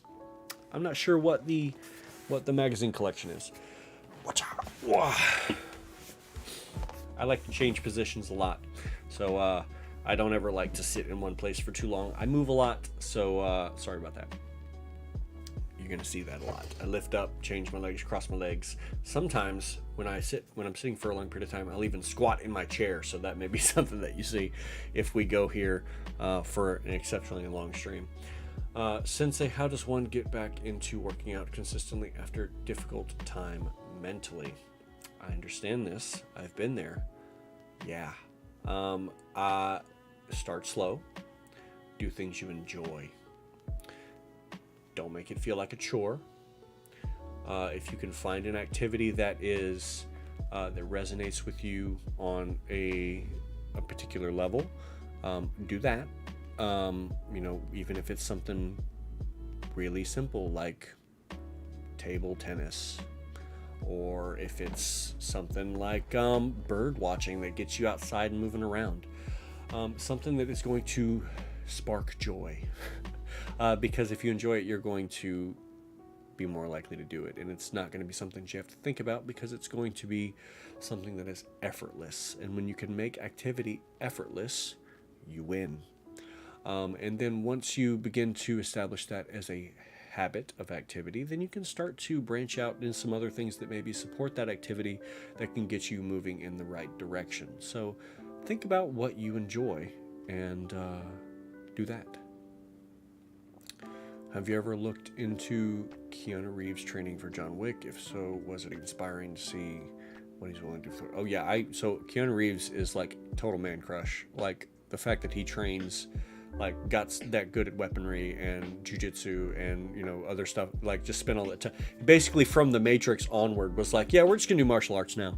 And I was like, yeah, that's great.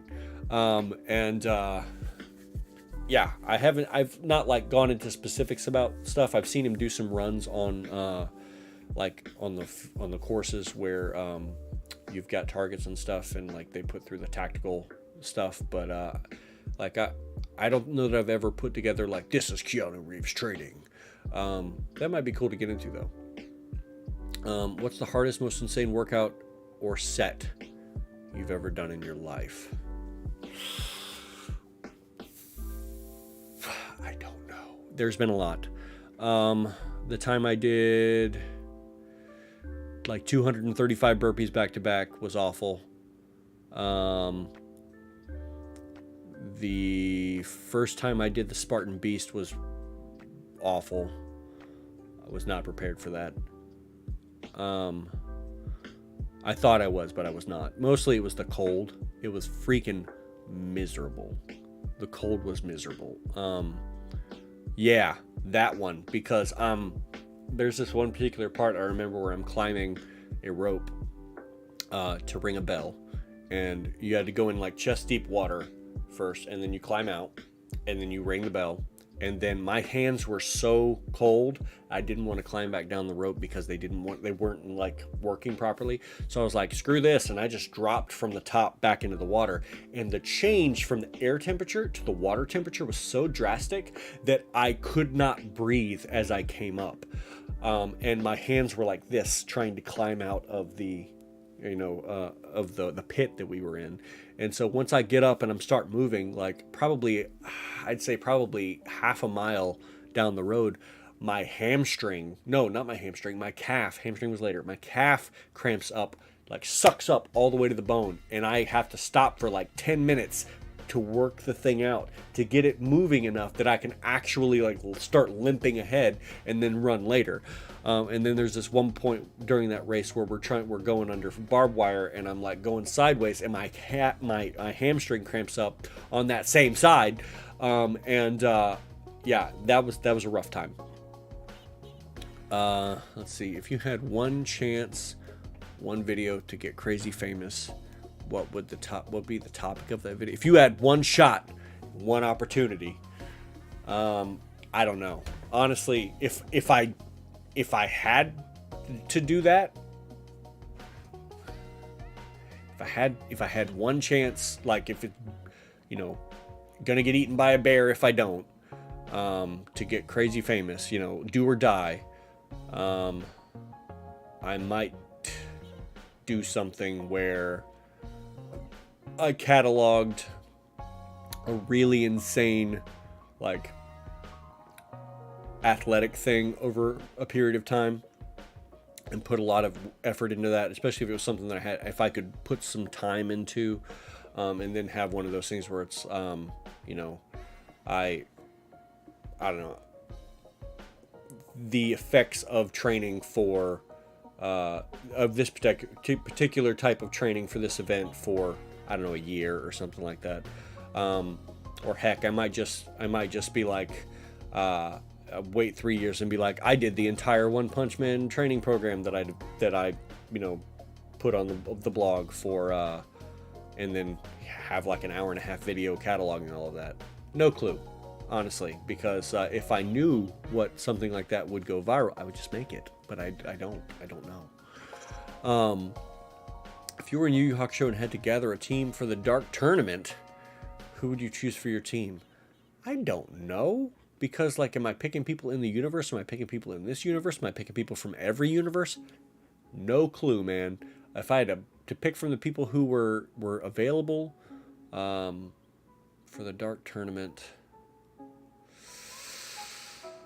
that's a really hard question, because you want to just say the team that won the Dark Tournament, but there's also other people in the demon realm that are way stronger than that, because it's how crazy when you get to the part of the end of that series where it's like, oh yeah, this is the big bad, like, fight for the ruling of demon realm, and at the end of the day it was like didn't really matter because some other guy won. Some random dude won who was just like, oh, I haven't been like in anything. I'm just kind of living by myself out in the woods with my wife. And yeah, I won the tournament because I didn't really want to do anything like with politics. But, I'm pretty strong. So that was a weird moment for me. But I don't know. Probably that guy. Maybe some people with some hacks.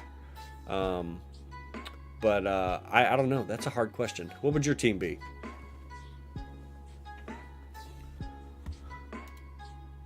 Alrighty. Alright. I'm going to drop our stream thing again. In Twitter. Still streaming. Come hang out. And then I want to drop it on Facebook too, because why not? Drop it in the, let's see here, no, I don't want that. Why would I want that? See profiles, I want this one. All right, and we're going to say, done. We are streaming. Come hang out. Post. All right. And now that's been put on Facebook, maybe people will come hang out with us and ask us interesting questions. And then I'm going to share to my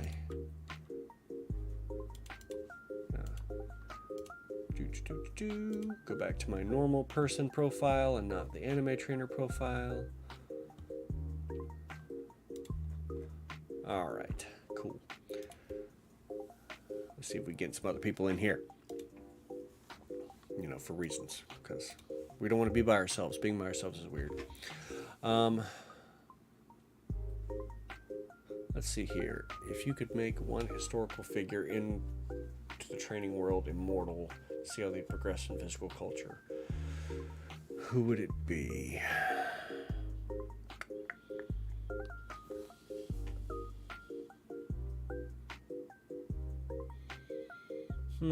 Maybe the Mountain. Because I'd like to see what would happen when he gets really good at fighting. And then see if he could be like the world's strongest man and the heavyweight, like, or unlimited champion of the world. And then maybe do some, because I feel like he's the kind of person that would just be like, oh, cool, we're doing everything now. Somebody's team would be Yusuke, Toguro, Hiei, Kurama, and Prime Genkai. Oh, okay, so we're going back in time. Prime Genkai. All right. Oh, yeah. Okay. All right, so posted some stuff about coffee today. Does anybody drink coffee in the chat? Like, I drink black coffee because I can't really have dairy, and so I don't feel like dealing with that. But I can use almond milk, and I just don't care. So I drink black coffee, and some people like it, some people don't like it. But apparently, there's a lot of health benefits to black coffee, protective from memory, heart health, liver health, and so if having a couple cups of coffee every now and again is actually a good idea. It actually can for some reason has some correlation with protecting your teeth as well, although you should probably brush them also because the staining is real. So if I had known that coffee was had some health protections as a younger person, I probably would have started drinking it earlier. Would you ever make a fun training video about Mario and Luigi? I actually think that I have a Mario workout on the blog. Let me type this in here. Mario. I do. So somebody submitted a Mario workout, and then I made my own version of it. So let me put it in the link in the chat here. You can check that out, and see if I remember what it is. Oh yeah, I based it on the time that you would actually have in a Mario level, and then the movements that you would have. So the first one was like basically like the original Mario game, the kind of stuff that you would do, and then the second one was stuff that you might run into in like later Mario games, like Super Nintendo Mario games, and then like where you had the hammer and sometimes, and then with the third section was a lot of things that you might see in like Super Mario 64. So there's a lot of running, a lot of jumping, and some gymnastic movements, which I probably need to define that a little bit more, because I used to just practice gymnastics, and I think that was just because I didn't really have a strong handle on gymnastic work in 2011. And not to say that I'm a gymnast now, but I have a better grasp on the training that gymnasts do. Let's see here. Prefer not to use caffeine after caffeine overdose I had when I was younger. Hey man, decaf. You still get the antioxidants that are in coffee with decaf. So if you want to do that, do it. If not, you can drink green tea. There's plenty of opportunities for you to get antioxidants from different things. Just try to eat a wide variety of foods that are healthy, and you'll probably be fine. I'm just throwing coffee out there. Yeah, the orange dreamsicle rain drink is phenomenal, and I have to stop myself from drinking a bunch of them because they're just really good.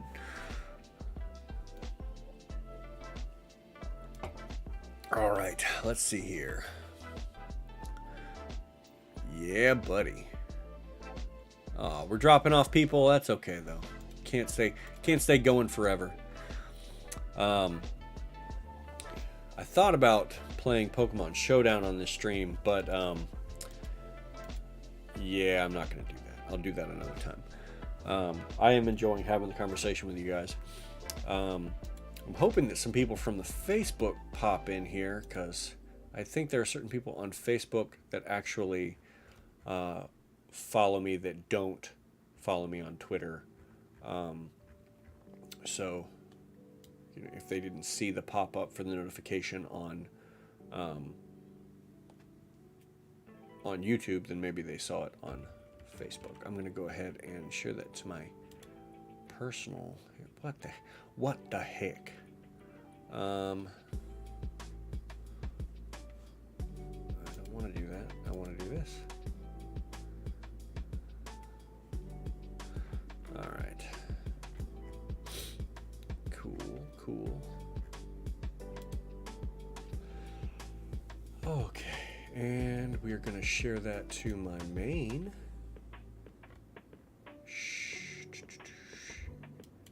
Share to feed. Streaming on YouTube. If you wanna come hang out. And that's really what this is. This is just a hangout. Nothing crazy going on. We're just talking about stuff. What sport do you think Miyamoto Musashi would do nowadays if he couldn't do any martial arts?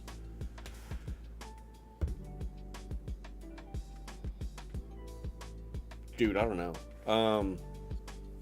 Couldn't do any martial arts.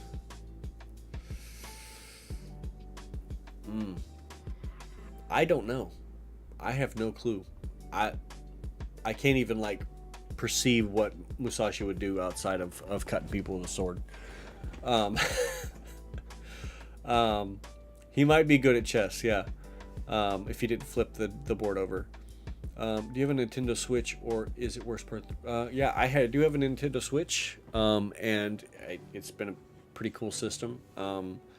I don't play as many games as I used to play, but every now and again I'll play some stuff. I'm behind on my Pokemon stuff, but that's okay. I need to finish Arceus, and then I need to get the most recent Pokemon games.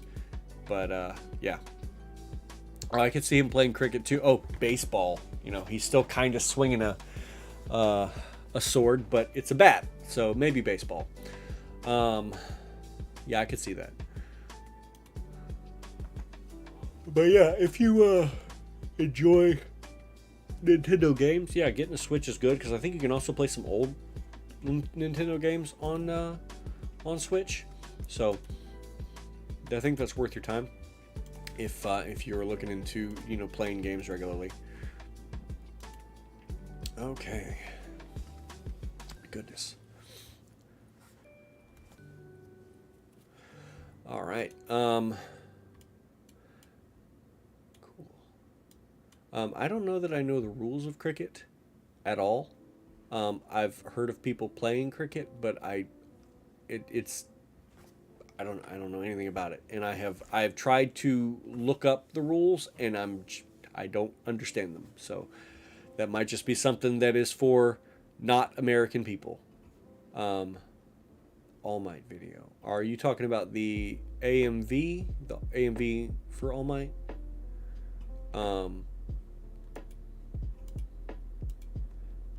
Because yeah, I do love that AMV. That me and Duffy put a lot of work into that. He had the initial idea, and then because I've watched a lot of anime music videos, I immediately was thinking about, okay, what scenes can we use, what hits here, you know, that kind of stuff. And so I don't think I'm necessarily good at making AMVs, but I've watched enough of them over time that I have a good handle on what looks good. But whether or not I can pull that off isn't something entirely different. Who is the most famous athlete around your place? The most famous athlete around my place is probably Stephen Thompson. I live probably about 35 minutes from him. No, probably 40 minutes. And I have trained at his place a couple of times. And he probably has no idea who I am, and he has his own YouTube channel, and he would probably not be interested in doing an interview with me because he's famous enough as it is. So yeah.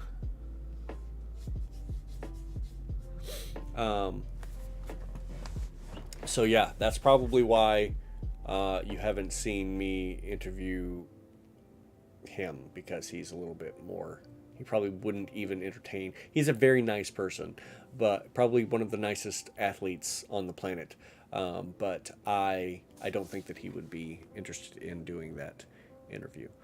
But I can always check, shoot my shot, see what happens. Might work out. And then I'm trying to think if there's any other famous athletes around here. I'm sure there are, but whether or not I know them is the question.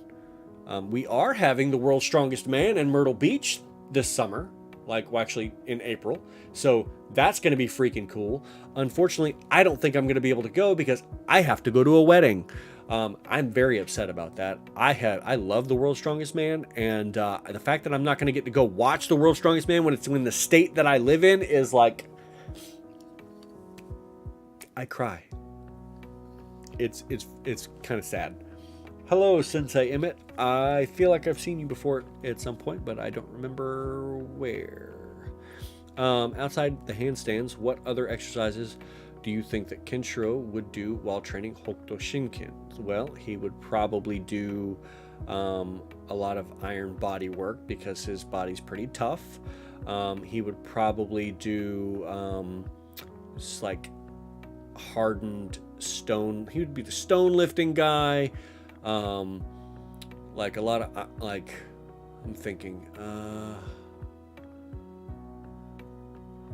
I feel like he'd probably be doing, a lot of calisthenics because, the handstand thing. So handstands, calisthenics, stone lifting, iron body, and then a lot of reps of martial arts, hitting things and stuff. I could see that.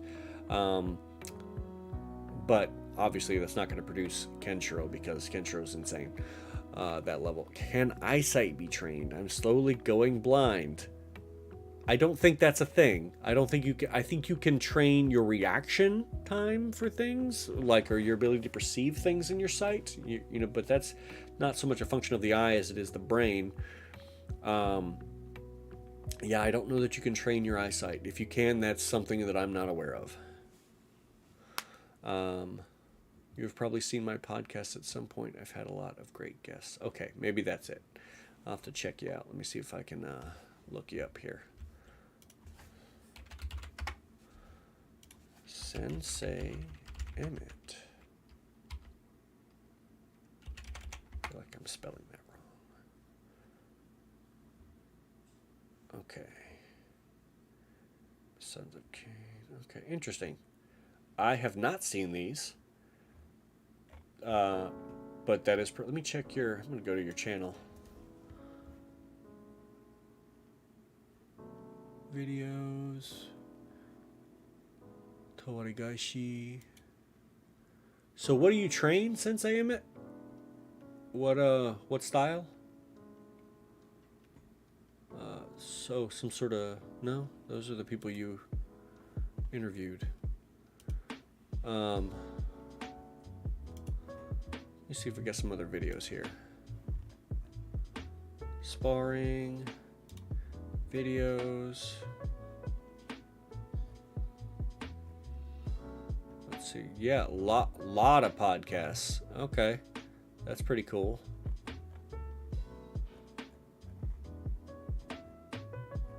Yeah, you definitely talk to a lot of different people. It's pretty cool. That might be... You know what? I'm going to subscribe. There you go. Congrats. Additional subscriber. Japanese Jiu-Jitsu, kickboxing, judo. I've spoken to people from all sorts of systems and styles. Cool. Glad to hear it. And just subscribed because there might be something that I might feel like watching or listening to at some point. All right.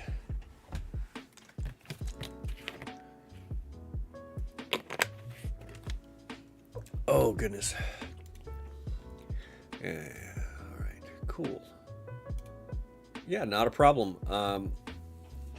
I feel like if your content's interesting, I'll throw a subscription down, and then because that will help me remember to watch it. Beautiful looking martial art, in my opinion.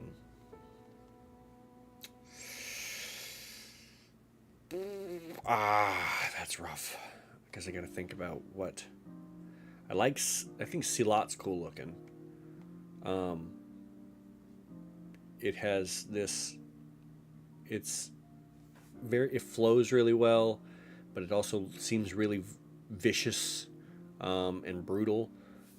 Yeah, I think Silat's pretty cool looking. There's some styles of kung fu that are pretty. Let me see. I've seen some guys that can box that it's just like that's really pretty. Sometimes it's more but that's more practitioner than it is art itself, perhaps. Maybe a style of kung fu or silat. I actually literally just watched the Raid 2 last night.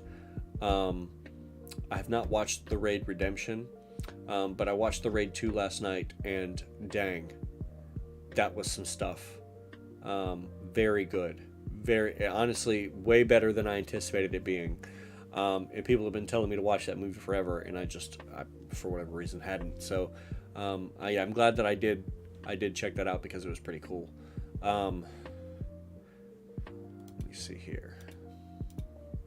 Yeah, so if you have any other like martial arts movies that you would recommend, I'd love to check them out, because sometimes there's martial arts movies that are absolute garbage. Like my brother and I watched the most recent Never Back Down. I think it was called Revolt, and oh my goodness, that movie is awful. It is just a bad movie.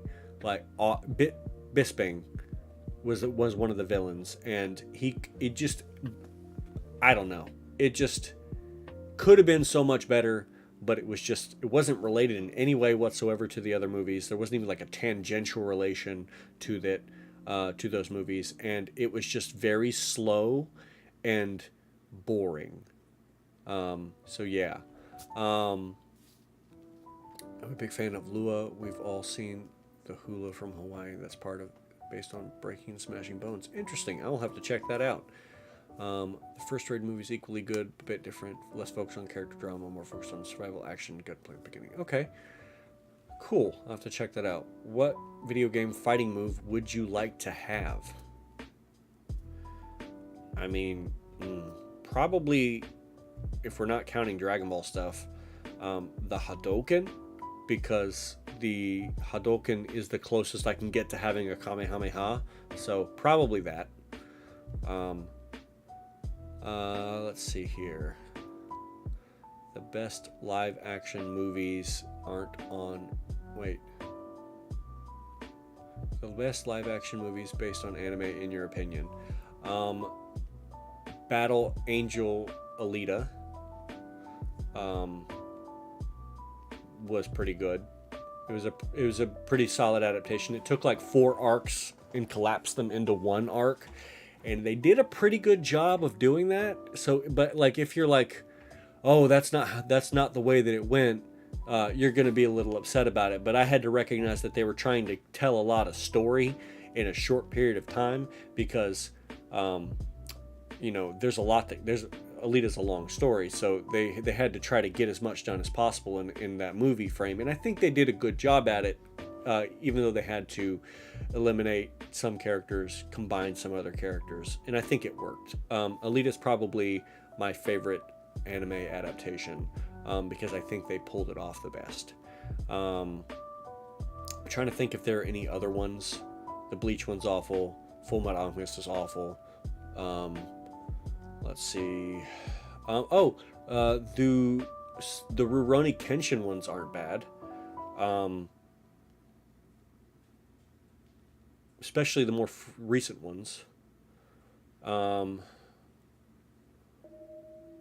have watched Dragon Ball Evolution one time, and I probably will never watch it again, because it made my soul cry. So yeah, I have not seen the Attack on Titan live action. Um, I'm surprised to hear that that is a good adaptation, to be honest. Actually, more than a little surprised to hear that that's a decent adaptation. Um, News to me. Because I feel like I've heard some people talking trash about it. So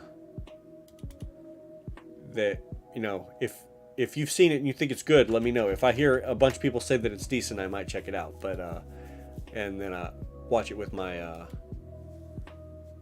son, because he likes Attack on Titan a lot.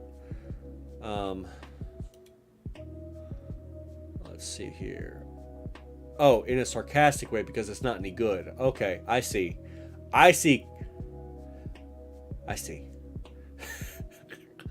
Let's see here. Bleach had a live action. I saw clips. It's awful. Don't watch the Bleach one. It was awful. Okay. I've heard. Okay, my son said the live action Death Note is not a good adaptation. It's a if you forget that the series exists, it's a good movie. I just won't watch it on principle. Maybe I should. Maybe I'll have a watch party thing where we like watch it, and you can see me visibly cringe to whatever's happening. But maybe not. Okay, let's see here. I'm gonna check something here real quick. I hear my dog crying, so he may have to go outside, so I may have to take a short break here. Give me 1 second, because I don't need him being upset. Let's see. Yeah. Okay. Yeah, I'm thinking that if we're gonna do some sort of watch party for maybe a couple of anime adaptation movies, and we'll just like do that and talk trash about them and whatever else. I think I might have to stream that on Twitch if we were gonna. I don't really know what the legality of doing a watch party stream is, or where that would work, because there's copyright stuff. So if you have thoughts on that, please let me know, because I know that that Geekdom is streaming. We're doing watch stuff with let's watch Dragon Ball together on Twitch, and I don't really know how that works, but if you have thoughts about it, let me know. If you know how that's supposed to go. Yeah. So give me 1 second. How is Keely? Keely is Kili. He's a good cat. He is, crazy sometimes. He's not in here right now. I'm actually. Oh, I know why he's not in here. I have the cat door closed. That's why he's not in here. I have the cat door closed because my dog is currently small enough to get through the cat door, and he will be over here knocking stuff over. We don't do it on Discord to be safe. Okay, doing it. Okay, so if I did it on Discord, that's cool. So we just have, but I guess the streaming of it wouldn't be an option, I guess, unless I just streamed our reactions to it. Yeah, that doing it on Discord just to hang out might be cool anyway. I am gonna have to be right back because I hear him crying quite a bit. I'm gonna leave a thing in the chat here. Sorry, be right back. Have to take my dog out. Be back soon. If you guys want to have conversations with each other, please do so. And I will be back here in just a few minutes. Give me just a moment. And until then, you may look at my chair. And then watch me climb awkwardly out that way, because my desk is right here, but my bed is directly next to my desk because I'm in a little corner here. So you get to see me crawl out. So that's going to be fun. I'll be right back.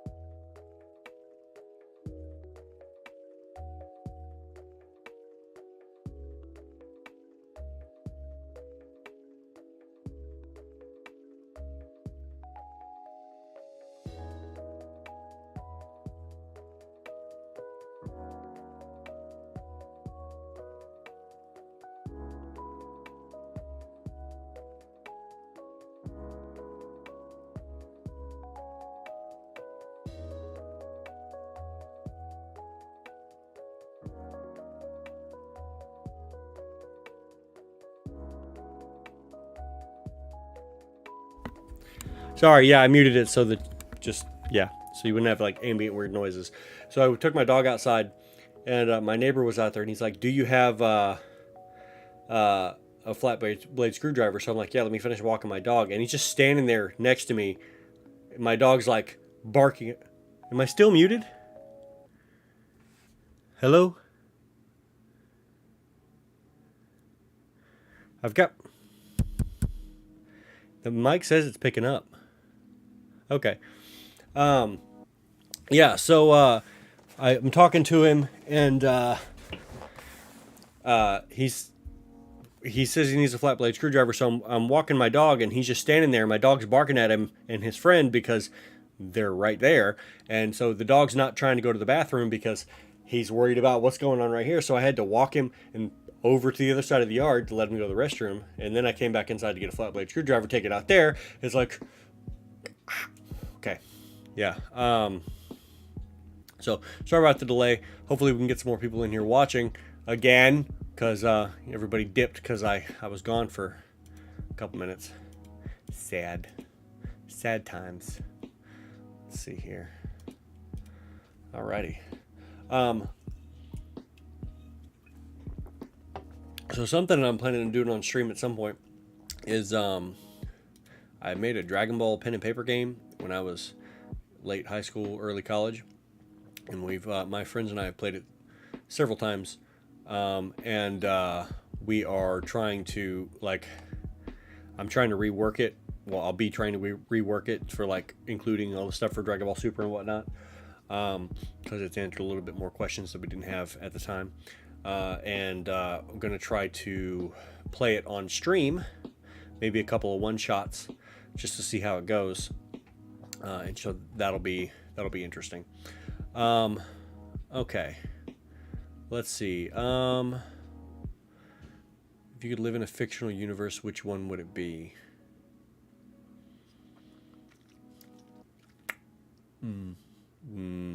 That's a good question. My immediate response might be the Dragon Ball universe, just because that's the highest probability of me getting superpowers.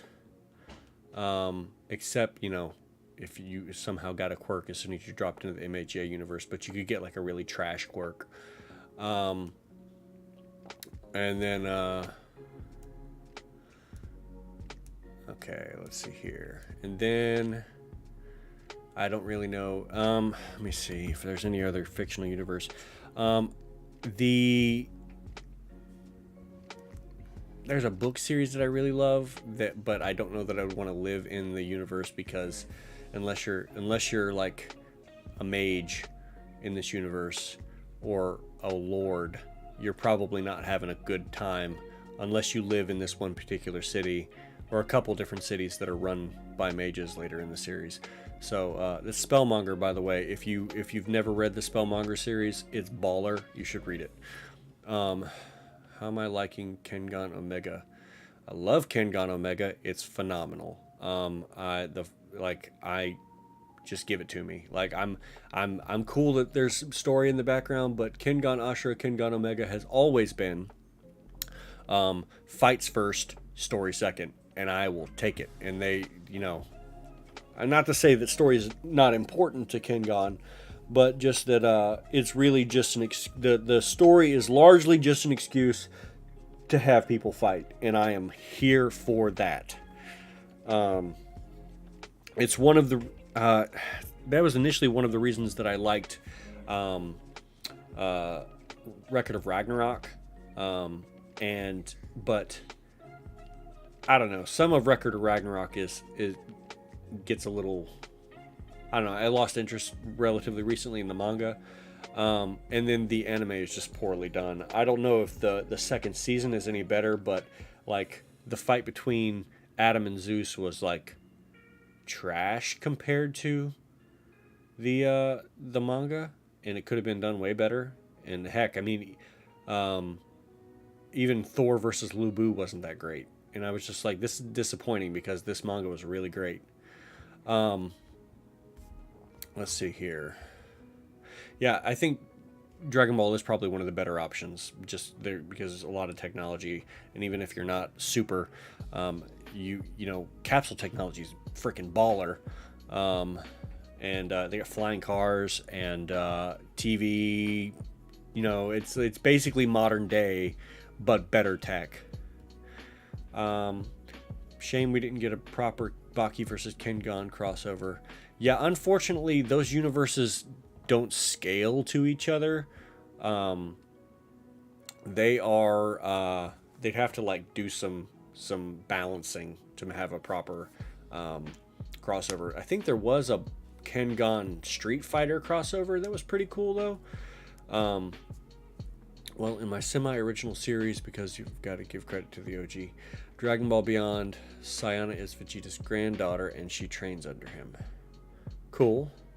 Dragon Ball universe wouldn't be bad, just keep me away from all the dinosaurs and the huge animals. No, you would not keep me away from the dinosaurs and the huge animals, because I have to pet them. You know what, I would basically just be 17 with all, like, I would just train to be able to pet the giant animals, because they're look at them, just look at them. That's the idea of the series. The next generation Saiyans, Trunks, and Goten's kids. Plus the original cast is in there, but the focus on Trunks' kids and Goten's kids. I can get behind that because I do enjoy like next generation when it's done well, especially when there's a lot of slice of life stuff, because I really enjoy slice of life Dragon Ball. I don't need them to balance. It's like Marvel vs. Capcom. I just want a cool fight with characters I like. Okay, fair enough. Just go crazy with it. Make it like freaking Dragon Ball Heroes or something. Super Dragon Ball Heroes, and it's like Kengan and Baki. It's just like, go fight. Just like action figures. Just It's funny because I remember that Gorodin had Hanma Yujiro as a guest character. Oh, I did not know that. That's crazy.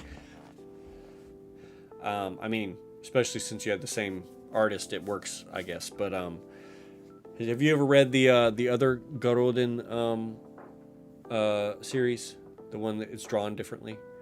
Kengan Street Fighter is actually a good example, because Ken in Street Fighter would kill Oma 3 times over, but the special was 1-on-1 running. Yeah, exactly.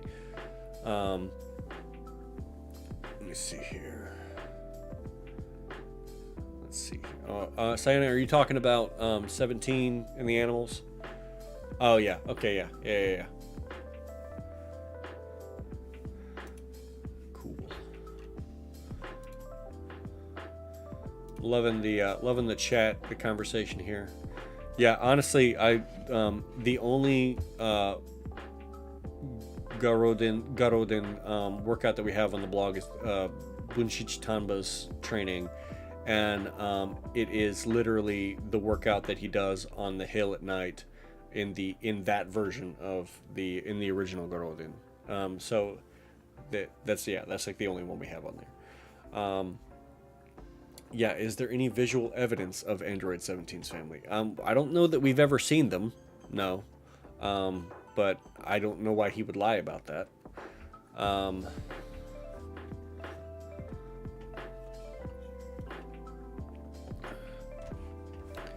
There's the picture of the 17. Yeah. So we didn't see it, but somebody else has seen it. Ugh.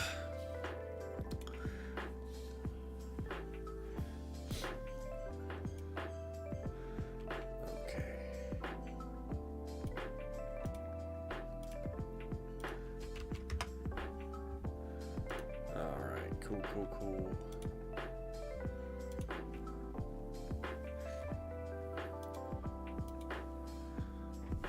Let me see here. Android 17 versus Hit would be amazing fight, as they're both scaled to blue Goku level and are great strategists.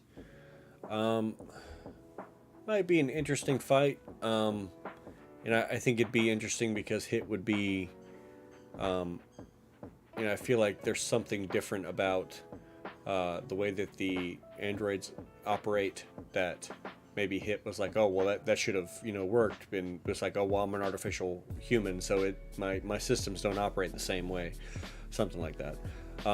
Plus, if 17 is fighting anybody who is remotely the same level as him, he has the advantage just because of stamina. What do you think about Krillin's job? I mean, it makes sense that he's a cop. I think it's weird that he bled one time when he got hit by a bullet, stray bullet. It was weird. I don't much like that in Super. I feel like those are outlier feats that are negative, that could probably be hand waved, but it's just difficult because it's like when you had them literally being bulletproof in original Dragon Ball already.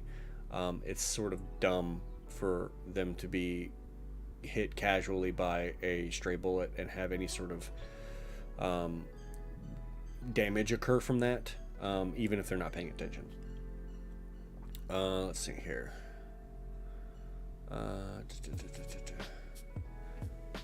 How do you think Bruce Lee's training would have progressed if he hadn't died?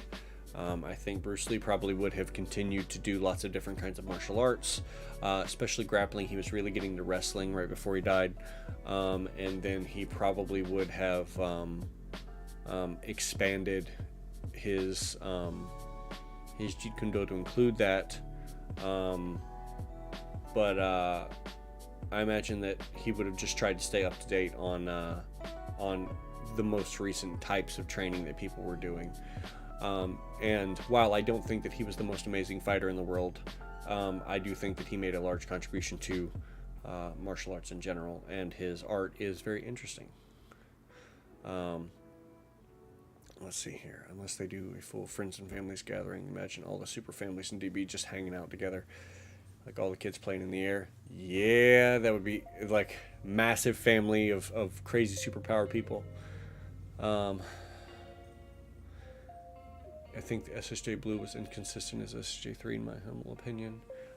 That the blue as a form is inconsistent. Is that what you mean, Zach? My only issue, which I'm guilty of myself, because I even wrote in showing up at crime scene at West City. He's supposed to be a Satan City police officer, yet whenever they need a cop in the series, it's Krillin. Interesting. Bulma gets pulled over after shooting the bad guys who flipped her car. It's Krillin. Okay. Well, I mean, it makes sense that it would be, if he's anywhere in the area, I mean, he's very, very fast. He could just get there as quickly as he wants, as he needs to. What fight are you most looking forward to in Kengan Season 2 in the anime? Ah, man. I don't want to, like, spoil anything. Because, like...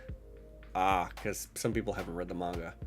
I am looking forward to seeing the Devil Lance do some more stuff, because good stuff. And then yeah, but I don't want to like give anything else away. Yeah, Blue is a little bit inconsistent. I don't really know how to handle that, to be fair. In terms of like when it was needed, I think that it was pulled out of the hat too many different times. I think the manga handles it much better than the anime in general, because it's like that guy who had Goku in the Tournament of Power, and he was gonna like leap off. He had him grappled, and he was gonna leap off the thing backwards, and then he had to use Blue to get him off of him. And I think it was just sort of like, it's a little excessive for something like that. Let's see here. Goku and Vegeta and the older guy eating. Yeah. Is, hey, I think Piccolo, I think they can eat other things, but they only need water. But I could be wrong about that. Let's see here. I don't really know how the government system works in Dragon Ball on the local level, so there's really no telling how that works. It seems like it's city to city for the most part, and they just have large cities where people congregate in. It's probably to keep them away from the dinosaurs. But like, I don't know that there's such the same thing as you know, how things are laid out in the real world. Um, yeah, yes, Kuroki Gensai in Kengan Omega is phenomenal. Um, let's see here. Didn't say. I mean, if I'm anybody who's Kanon's a weird situation in Dragon Ball just because of all the different things that are going on with it. It's almost gotten to the level of like comics by now. But yeah, anybody who says that DBS is not canon is pushing an agenda, because it's absolutely canon. Be canon to what? Whatever. Like there's probably layers of canon, but DBS has a manga and an anime, and it's consistent with it's written by Toriyama and Toyotaro. So yeah, it's anyway. Wait, Sayana, what are you talking about? That my dog is taking a long time. I'm still here. I don't understand. Like I already took the dog out, and I'm back. You're confusing me. Don't do that. Easily confused. Kaiwan style is amazing. Imagine with the Nico style or Hatsumi Sen's Jujutsu. Yeah, I'd love to see more like fusing of styles. Koga doing that is really cool. And then let's see here. Yeah, I would love to see some fusing of more styles. A new video idea, the politics of Dragon Ball World. It's like, well, I mean, there's a king, but I think he might be elected. Honestly, I've never spent enough time thinking about that. Most of my time spent in Dragon Ball stuff is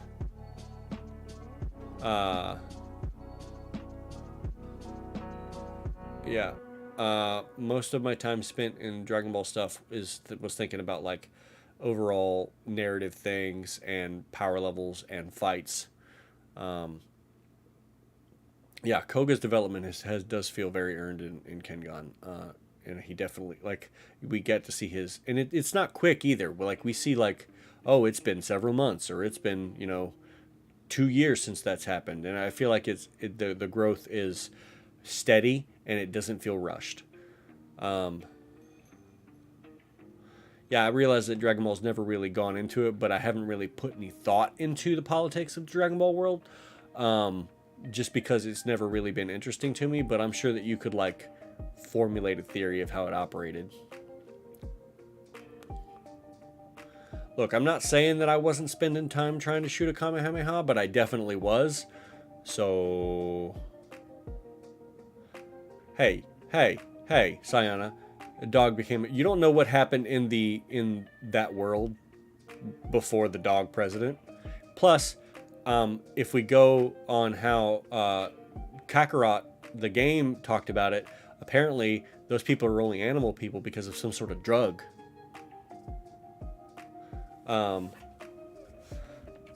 So I don't know if that's canon to the series, but everything's canon because there's so many dang things in Dragon Ball that you can just kind of pull apart from it. It's when you say what's canon in Dragon Ball, you have to say canon to what? To what iteration of the timeline? To what storyline? What is this? That's the question that you need to ask, which is part of the thing that I'm going to be doing with one of the fellows from Twitter. Is he's going to be talking about is Dragon Ball Battle of Gods canon to GT, and he thinks that it is, so he's going to make a case for it. I literally know nothing about the Kirby storyline, so I can't comment on that at all.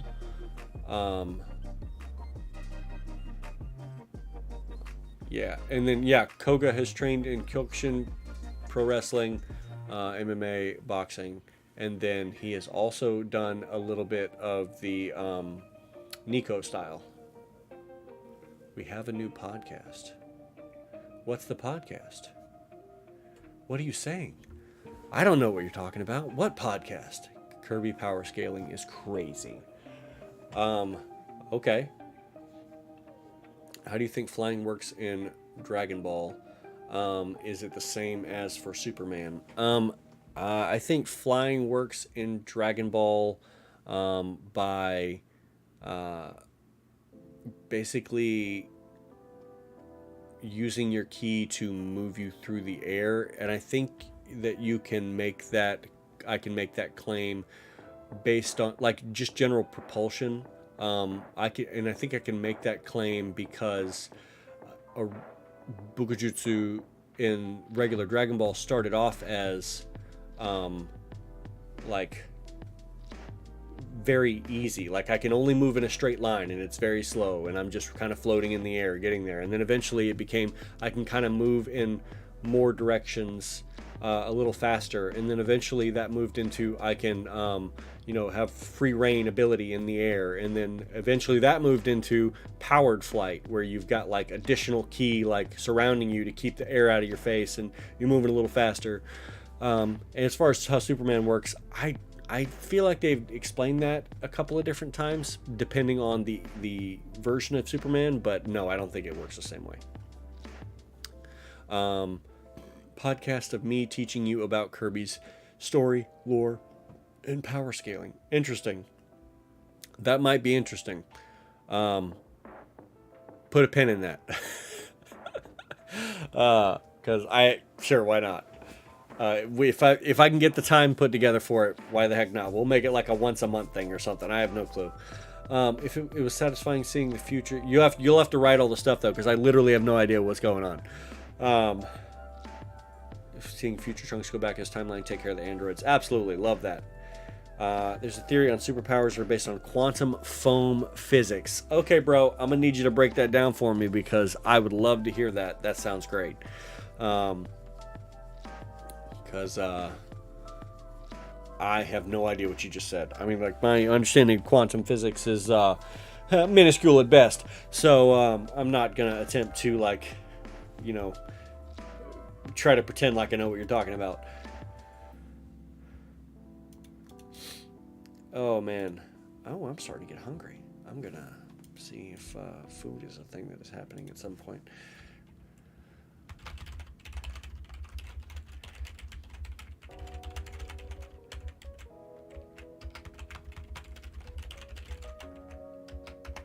All right, and let me get this party started. All right, here we go. We got 4 people in here right now. We had 8 a little bit ago. Let me try to get some more people in here. If you have social medias, feel free to share the link so we can get some more people in here talking about stuff. Let's see.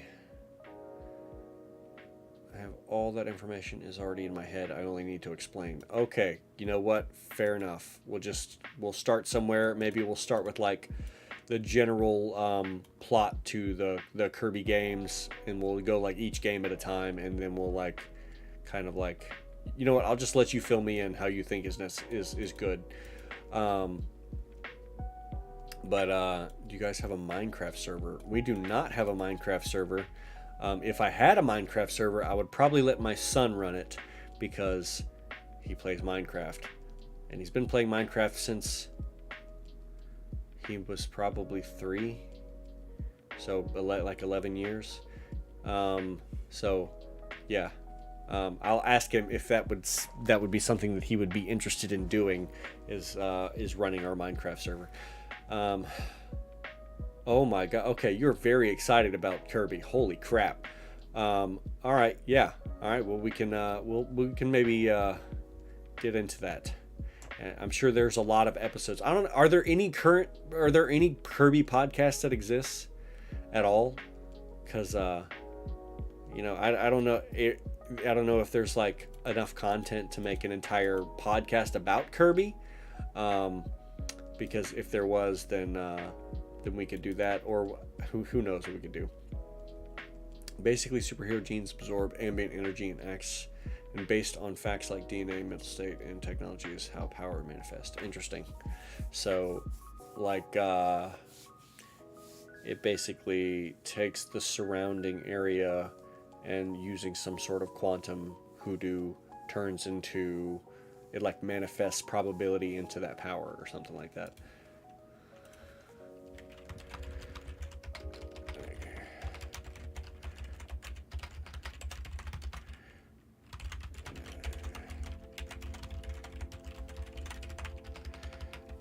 Okay. And man, okay. Yeah, that might be interesting. I don't think so, but video essays that are multiple hours long, a bunch. Okay, so there's a bunch of video. Okay, so yeah, you think about how you want to do that. You think about if you want to do like a whole bunch of like episodes of a podcast that like would go on YouTube and on something like Spotify and whatever. And because, you know, if you did like one a week, like, and they were 30 minutes long, you know, that would be basically what you'd have to do is like sit down for like 2 or 3 hours and batch record the episodes. And then you would only have to sit down and do the recordings, once a month or so, to stay ahead. And, that would save, you know, timing stuff, for being too complex or whatever. Oh, it's starting to die off. We only got 2 people in here. If we end up with no people watching, I don't know that I'm gonna be streaming, because it'll be weird being in here by myself. But hopefully we've had you know, some good views or whatever. Let's ask the real important stuff. When are you gonna visit me? I don't have the money to go to Italy. I'm not just like, I'll come visit you when I can pay all of my bills and fun stuff from YouTube and online money. How about that? I'll do that. But until then, I probably can't do that. Like a power scaling podcast. Interesting. Okay, yeah, I've got some. That's interesting, because if you did like a power scaling, you start with a Kirby thing, and you have like the first podcast is introduction to the Kirby lore, and then it's like you talk about that, and then it's like, okay, now that we've established some of that stuff, let's talk about, you know, why Kirby characters are busted, you know, something like that. That might be interesting. Improbable characters that can beat Goku. But can he beat Goku? But can he beat Goku though? That's the name of the podcast. And the answer is yes. SpongeBob can, in fact. What's in the box? I hope it's not a head. I'll post superhero theory in the Discord in case you guys are curious. Yeah, that's cool. Oh.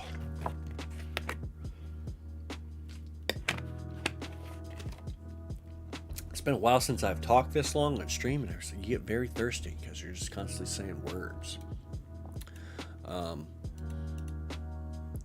Okay, let's see here.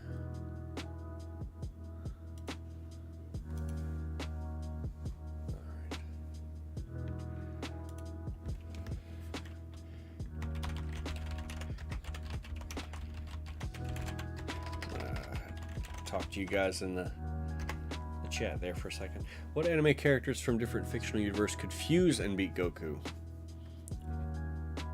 Interesting. There's probably a lot of characters that could beat Goku just on like feats, or rather hacks. So if you took a couple of hacks characters and fused them together, you'd probably like mollywomp them. When are you having your wedding? Not this April time, but next April time, around that period. And then we're planning on going to Japan for our honeymoon. So that'll be cool. I'll go to Japan for the first time. I've been trying. I tried to go to Japan in college, but it didn't work out because I wanted to study abroad.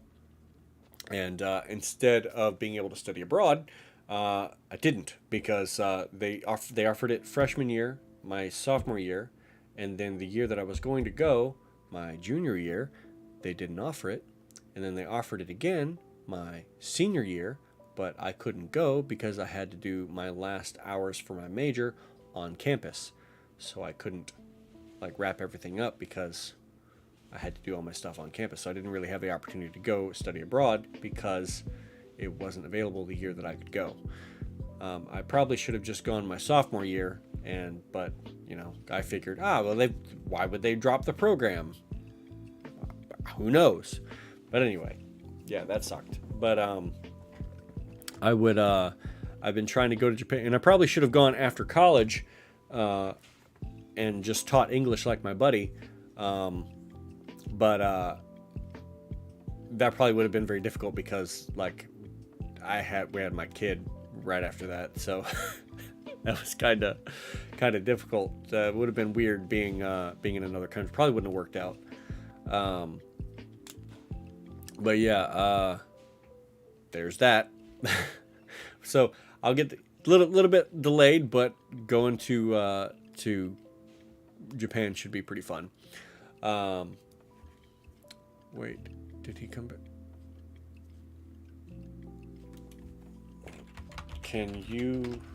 Hold on, can you not hear me?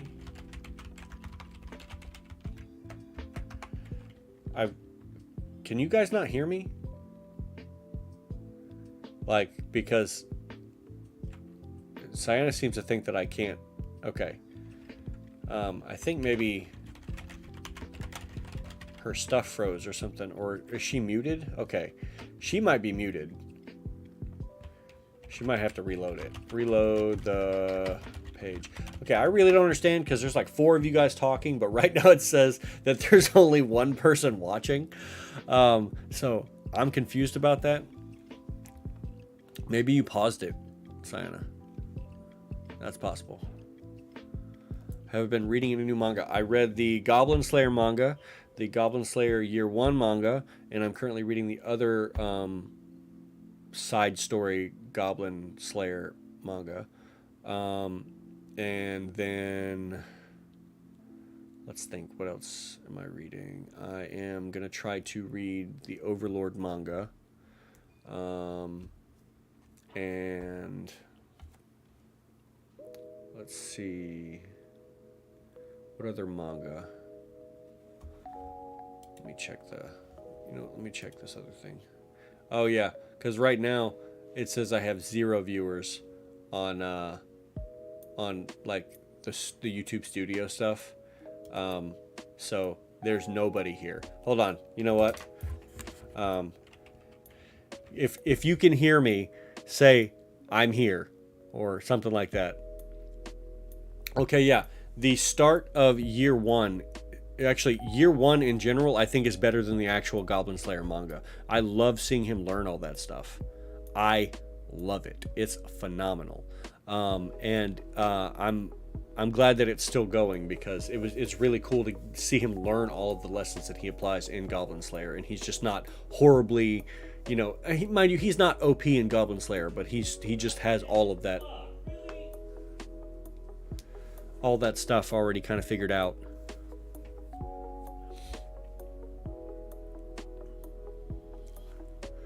Okay, so we've got like 4, maybe 5 people in here. It says 2 on my end, so that's weird. Let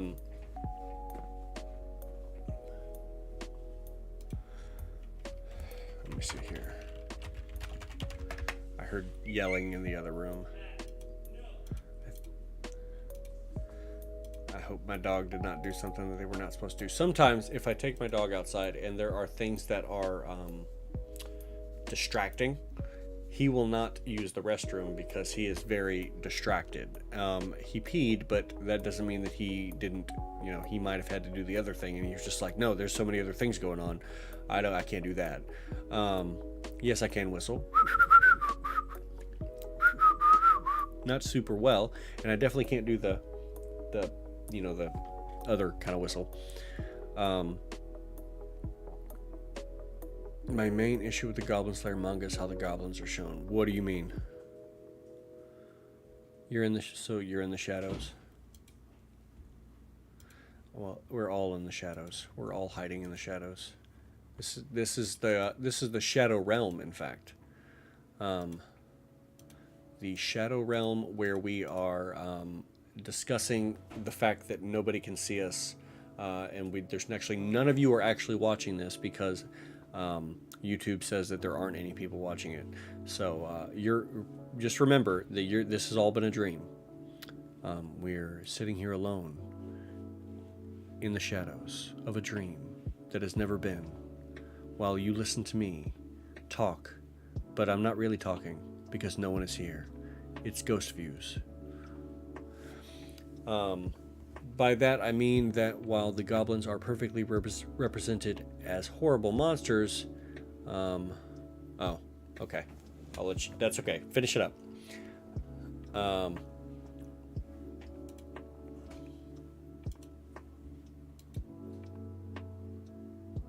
right. Let's see here. Well, we've got like maybe five people in here then, or so, because we had, yeah, okay, whatever. Well, I'm just glad you guys are here so we can continue to talk. But we've been going for 2 hours and 46 minutes, way longer than I thought we were going. So cool. It's nice to have been talking to you guys for so long. What are you guys currently training? So what are you training for? What are your goals? We'll leave that in the chat so we can talk about maybe some issues that you may be having and kind of get you there if you're having trouble.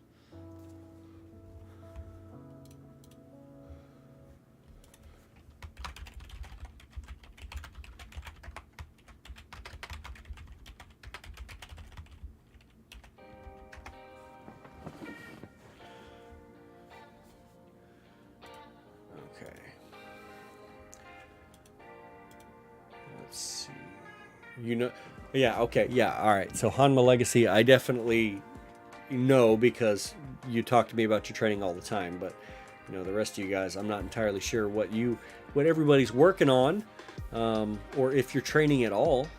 Even something as simple as one set of an exercise per day is better than nothing. So if you just did one thing every day, that's better than nothing. So, people say, oh, I don't have an hour to work out. Well, do you have half an hour?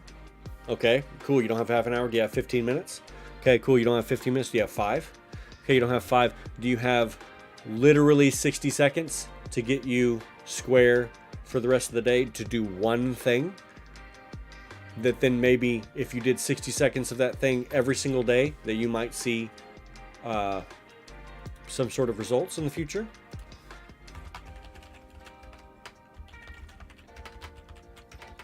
Let me see here.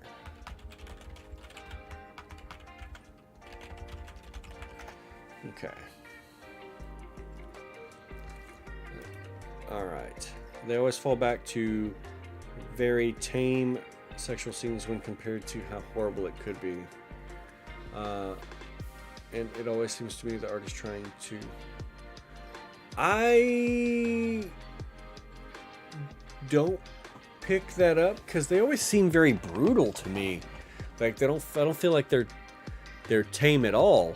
And I don't really get the sensuality thing. No, I don't.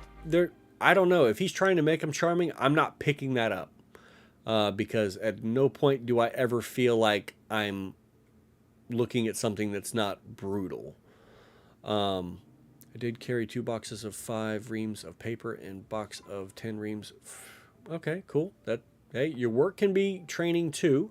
But sometimes if you don't, you can get a little inconsistent with that.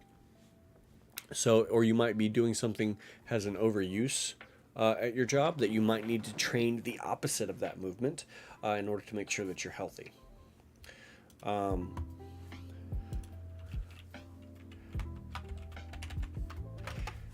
right. Let's see here. I hope that makes sense because I'm not going to say that that your work is not, because if you're walking and you're picking things up and you're moving stuff around, that's definitely training. But there, are other things that you could be doing to try to improve your posture or you might be able to, you might be looking to have a certain kind of shape or something like that. And in terms of your belly stuff, a lot of like I said, the weight loss stuff is really just calories in, calories out stuff. So if you are having issue losing weight, doing the things that you're currently doing, maybe add just a small amount of additional activity. Then you may pull back a little bit on your food. As far as like what you're eating, maybe 1/5 less than what you're currently eating, and then see what happens with that. And then eventually you'll start to see some differences. If you're losing 1 to 2 pounds a week, that's cool. And then you just make that adjustment. So how do you stop stuffing my face with food? That may be an issue of environment or habits. If you know that you're going to eat your entire plate of food, get a smaller plate and be like, this is the only plate I'm getting. If you know that you are prone to snacking in the middle of the night, don't go near the fridge. Or if you are if you know that you are always getting hungry, and you can't control that, like you're having difficulty controlling that, do something else that's if you have the option, that is less calorically dense. Vegetables, things that you can eat that are going to fill you up but not necessarily make you want to put on 10 pounds. Drink a lot of water, so that just in case, if you're feeling particularly hungry, it might be an issue of not being hydrated enough.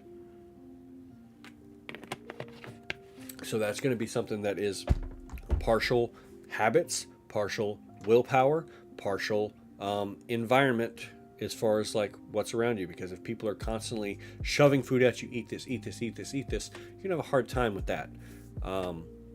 So that's definitely something that that is multi-layered. I'm working on a 3-plate bench and trying to get 275 bench before going back to cutting. Okay, cool. I think honestly you're fine. You've been getting so dang strong. I think you are definitely on the right path, and you are good at you spend a lot of time learning. So I don't have any doubt that you'll be able to do that.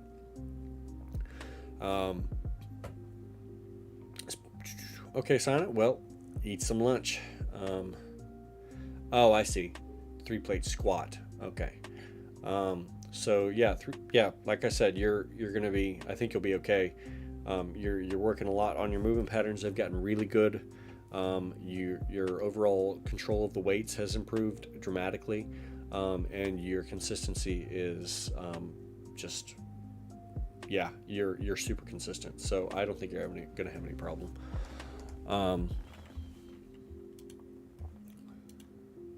Are you having any difficulty with any of those things?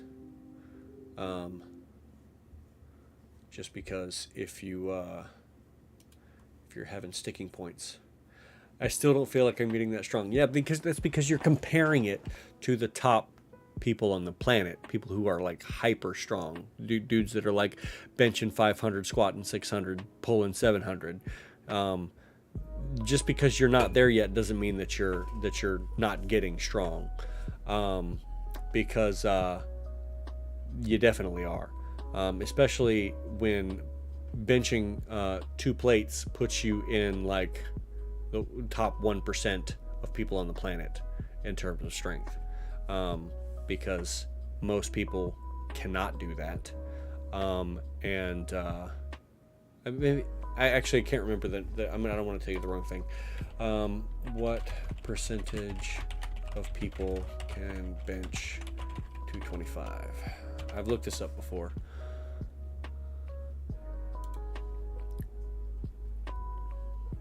Yeah, comparing yourself to people will always make you feel bad.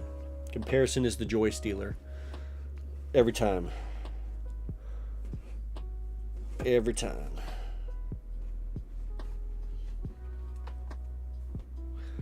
All right. Are you gonna actually look up the thing that I want?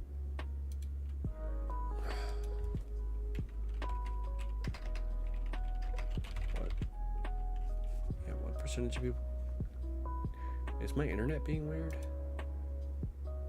I don't know. But for some reason, it's not wanting to search that. Use my phone then. I don't give a crap.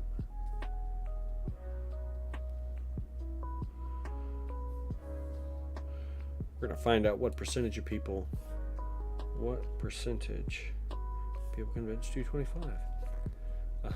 Yeah, less than 1% of the population can bench 225 pounds, based on national statistics in the USA. So congratulations, if you can bench 225 pounds, you are officially better in terms of strength in the upper body than 99% of people. So congrats. I've got my there's a vent underneath my desk, and I have a little like vent blocker thing, and I accidentally knocked it off with my foot, and now there's hot air making me hot. Okay, there we go. Okay. All right. Which is almost ironic because compassion is also the biggest driver of progress. It's always about balance. Yeah, it's all about balance. You can't do, one thing to the exclusion of everything else. You can't feel one thing to the exclusion of everything else. You have to be a whole person. If you're not a whole person, then you're moving into poor health in one form or another. And that's not good. You don't want to be in poor health, whether it's mental, physical, spiritual, emotional, whatever it is. Don't be in poor health. Let's see here.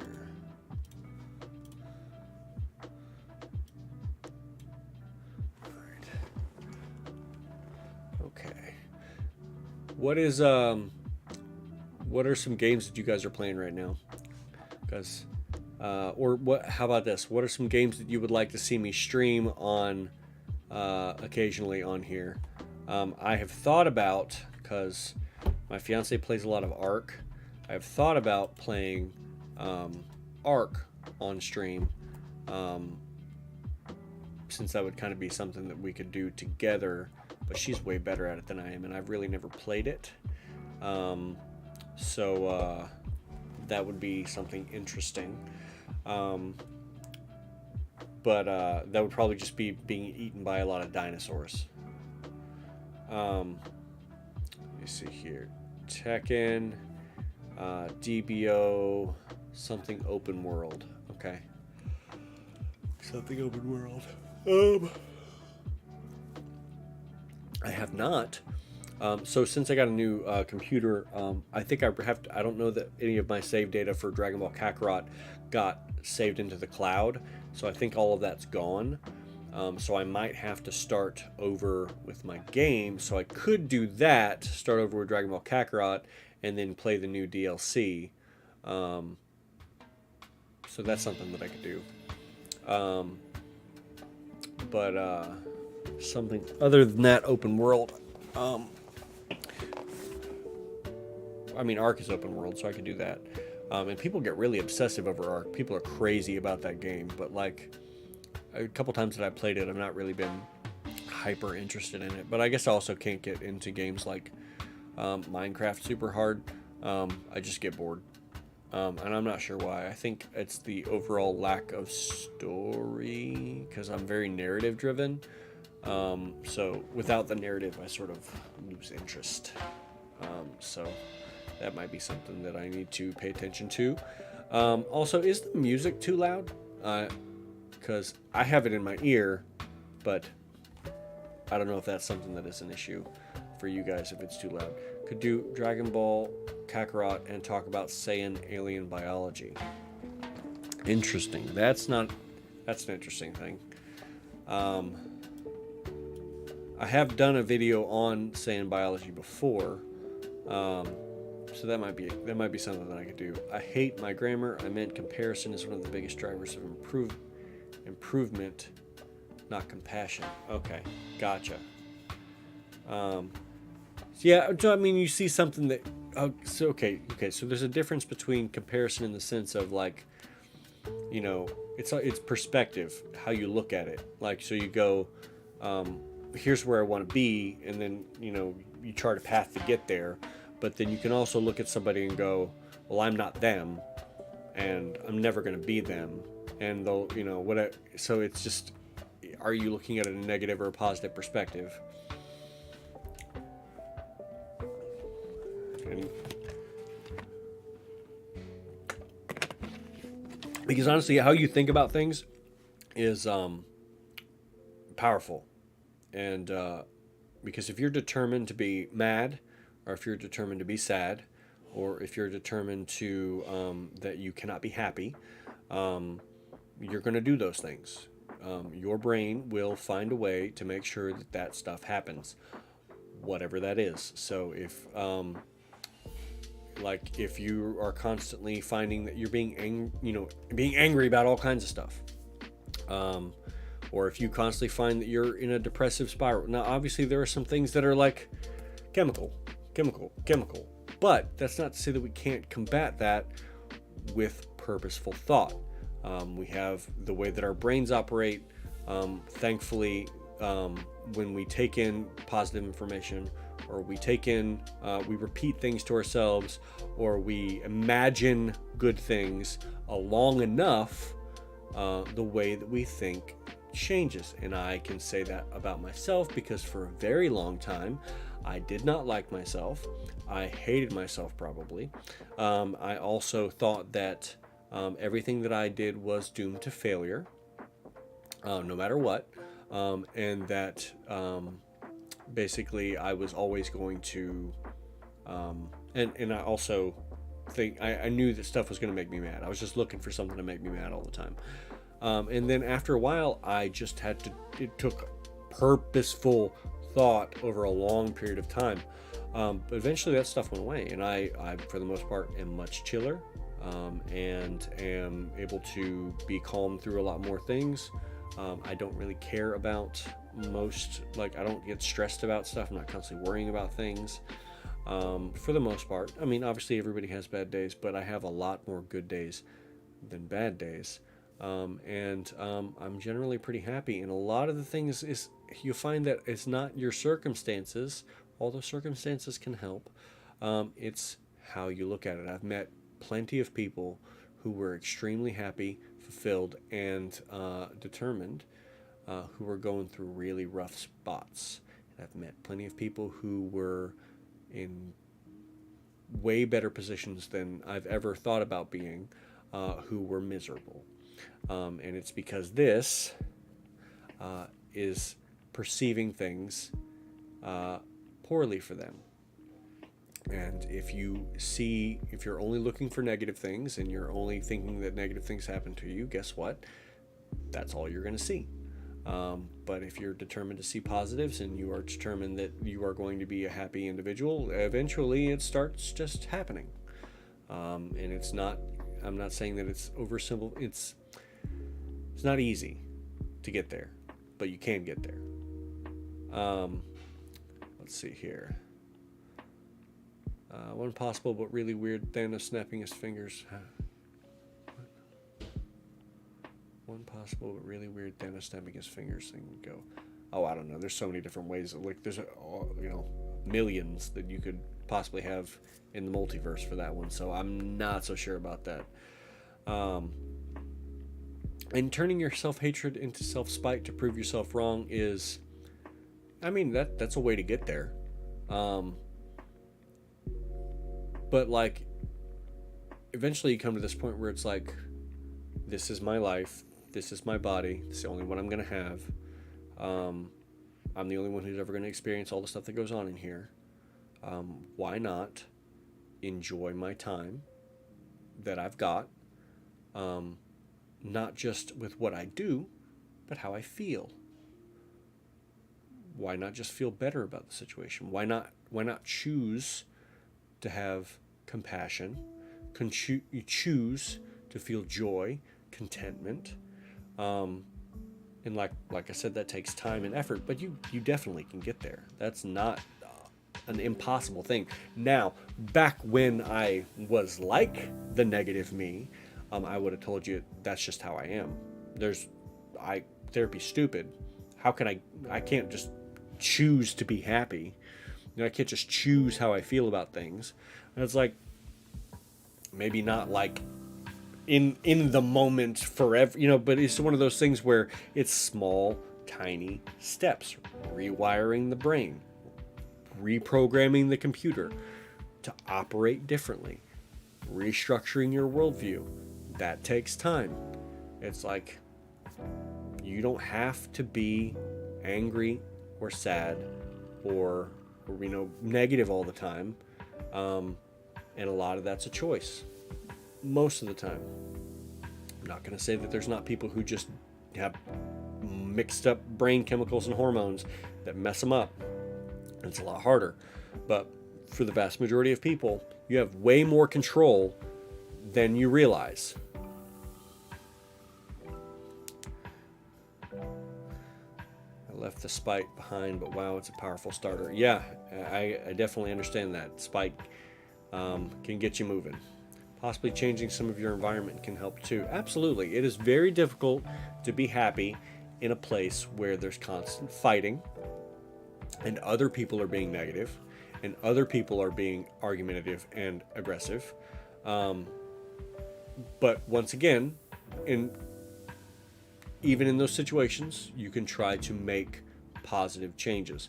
And one of those positive changes in the long term is not being around those people. You can just, sometimes it's difficult because it might be family members or it might be your job situation, but if you value your peace, and as I've gotten older, that's something that I've very much started to value, moving away from those people is very important. And especially if they are not willing to change. Because there's no reason that you should have to experience blatant negativity, blatant aggressiveness, people flying off the handle, people constantly tearing down whatever it is you're doing, or whatever you have to say, coming along and being like, no, that's stupid, or criticizing you for just existing or whatever it is you're doing.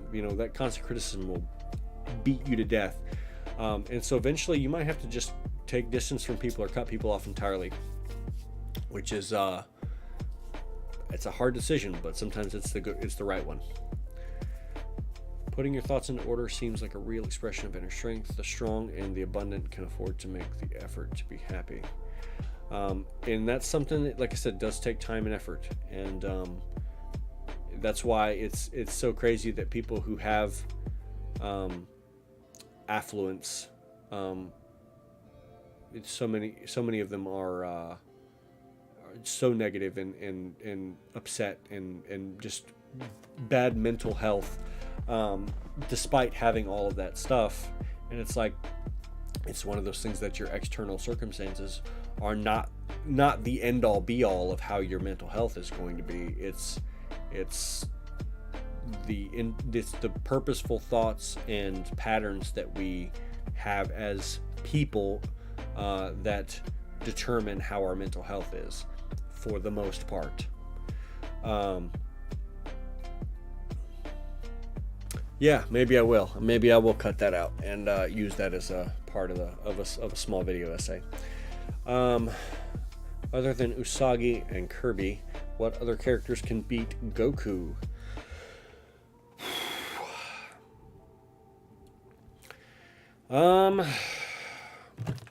Stronger variations of soups, probably.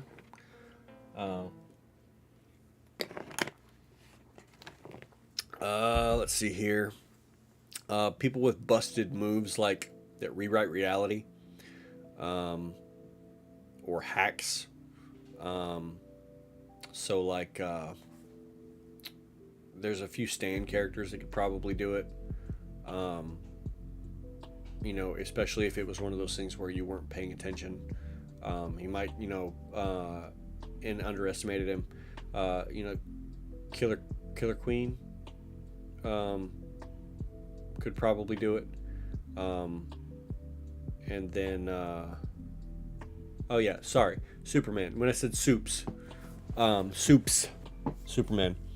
No, All Might has no chance. Zero chance.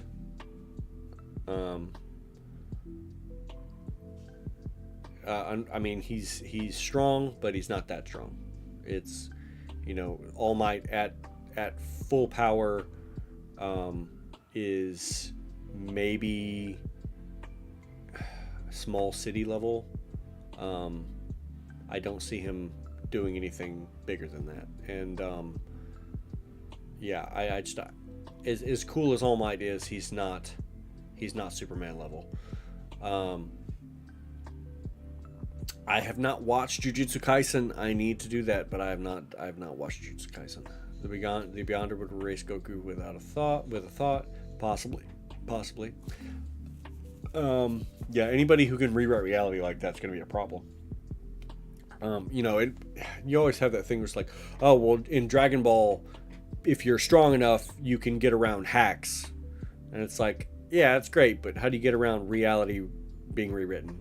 It's like, all of a sudden there is no such thing as oxygen. Oh, okay, well, you can't breathe.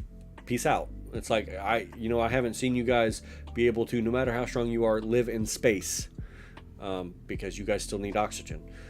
So there are limits to that. Shigaraki versus Goku. Honestly, probably if he wasn't paying attention, once again, Shigaraki might kill him just because I don't know how his quirk works. I don't know if it's something that can be just like, if it works on anything. Because it works on anything, it'd probably be done. I'd like to think some stands have the power to beat Goku. Realistically, couldn't do it because it's specifically how their stands work. Yeah, it's difficult there. The way that the stands operate, could he see them because he can sense, ki? Could he, most of their hits aren't going to do jack to him. The only way that they're winning is if they have hacks that it works on you if I hit you no matter what. So stands definitely are an interesting spot. There's one anime that my son showed me where some guy does crazy stuff the color blue no longer exists. It's like, okay, well, if you got a guy that is basically god powers, you're probably not getting away from him, no matter what. So if he's like, oh yeah, by the way, gravity is reversed and now everybody flies off the planet, because that would be, I mean, once again, reality, controlling and altering reality at will is one of those things where it's like, really don't have anything for that. Got nothing for you. Parasite from DC would be like, oh yeah, that's true. The more you hit him, if he grabs onto you, then he's draining you like that. The Dragon Ball characters do have a pretty have a lot of experience dealing with guys who drain energy, so I feel like they might be able to figure that one out. Yeah, Bugs Bunny will absolutely solo the entire Dragon Ball Z universe, 100%. I wonder if flight can override float. I wonder, what do you mean by override float?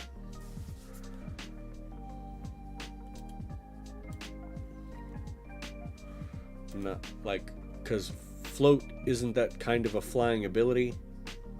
Not quite sure what you mean by overriding it. If you could explain that, that would be great.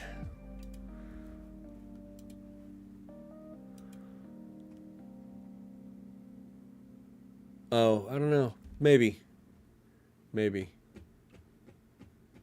That's possible. Yeah, Toon Force is a nasty superpower, and I've not been keeping up with modern One Piece, but isn't that basically what Gear 5 is basically Toon powers?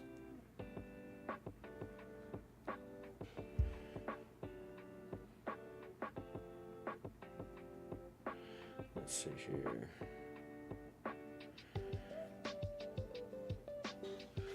Okay. Also, didn't Goku technically break time stop when he went Super Saiyan Blue Kaioken? I don't know. I feel like it was sort of up in the air of what that meant. I think Kaioken Super Saiyan Blue, like, I don't know if it broke the time skip so much as it didn't matter anymore because he was just so fast. And Gear 5 is Toon Power. Okay. We have to watch that now. It's One Piece. Yeah, One Piece is the Gear 5 thing. I haven't kept up with One Piece, but accurate summation of Gear 5 from what I recall. Okay. So it had to stop time over frozen time stop times 2. Yeah, you know what? I might have to go back and watch that fight because it's been a little while. I don't think I have rewatched Dragon Ball Super. I have read the manga 2 or 3 times, but I've not rewatched the anime from my initial watch. If you could write a line for a shampoo company ad, what would it be? What? Boy.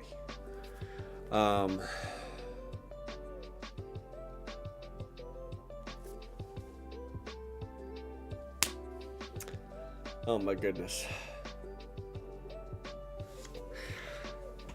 I wish I could scrub the size of this dub. I don't know. God, I don't know. That's crazy. Zach, good to see you, man. Thanks for hanging out. I appreciate you coming out and hanging out with us. Yeah, but I have no idea about the shampoo thing. But hopefully we'll try to have... I think I'm going to try to have one stream a month right now. And maybe, these things won't be always in this format. Sometimes they might be games or something or otherwise. I do remember the Herbal Essences commercials back in the day, yes.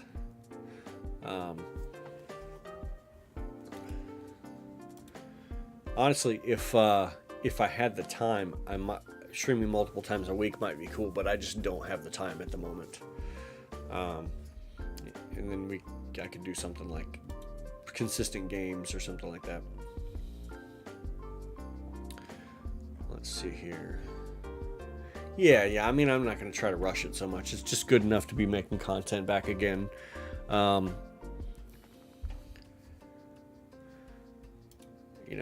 It's something, which is all you can really ask for when you basically didn't do anything for a year.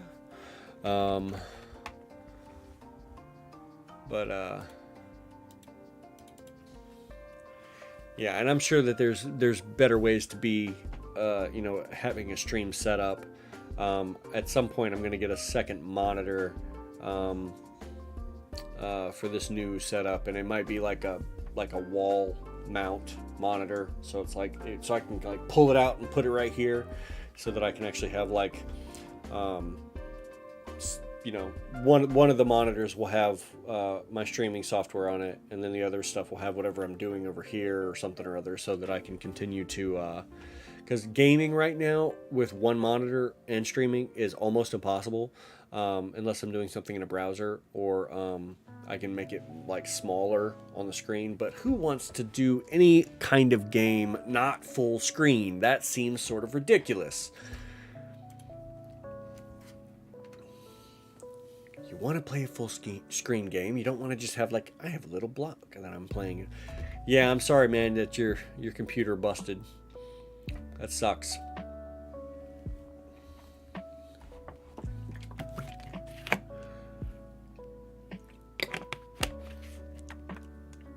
Let me see how much of this I can drink. All right, so we are right here. I guess right there on here. See what we can do in one go.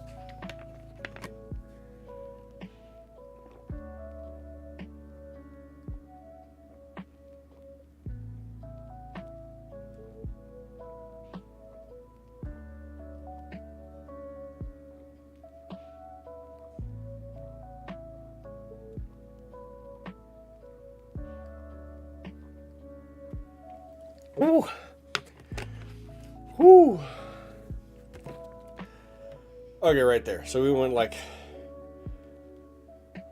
that much distance. Woo! All right.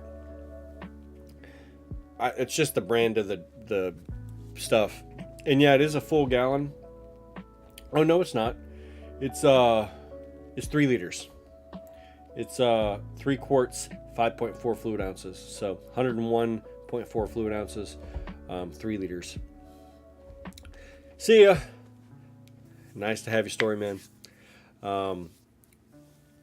But yeah, so it's not quite a full gallon. I used to have another one that was a full gallon, but what happens is I try not to buy like fancy water bottles because I will lose them. So what I do is I just go buy a new one whenever it starts to taste weird or whatever else, and then I just keep filling it back up until it's time to buy a new one, and then I just go buy a new one because I have gotten decent water bottles before, and then I just misplaced them, and then I'm mad that I paid $15 for a water bottle that no longer exists. So how much water are you supposed to drink again per day?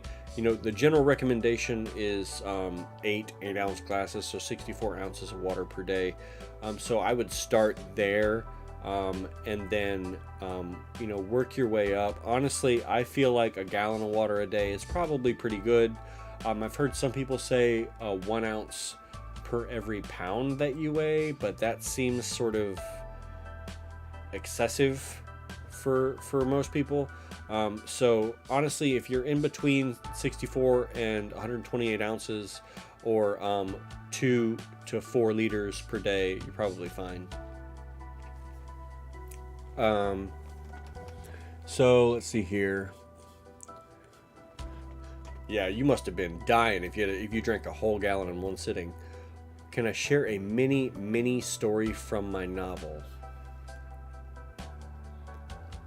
A mini story, because I mean, like, the novel is a whole big section of things happening. So like, I'm not entirely sure how I could share a section of it without context, without it making sense. Part of a chapter.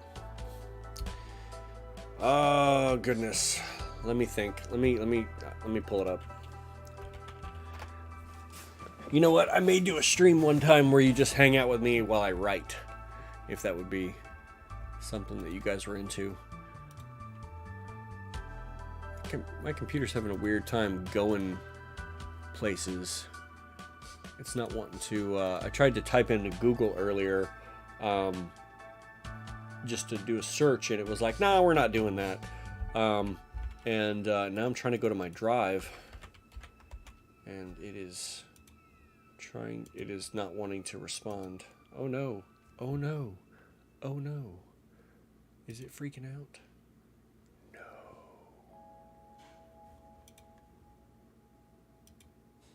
Okay. All right. Well, unfortunately, my computer is not wanting to work to do that, and I don't really know. Let me see if I can pull up my stuff on my phone, and I don't know if it'll writing.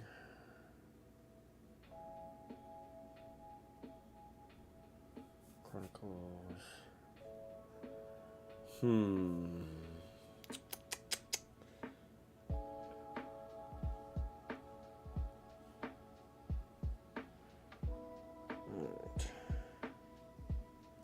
Give me 1 second. I'm looking up something, seeing if something might be good.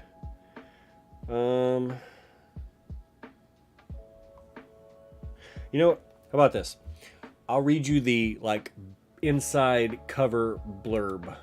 How about that? So it's like when you open the book and you're like, okay, well, let me try to find out what this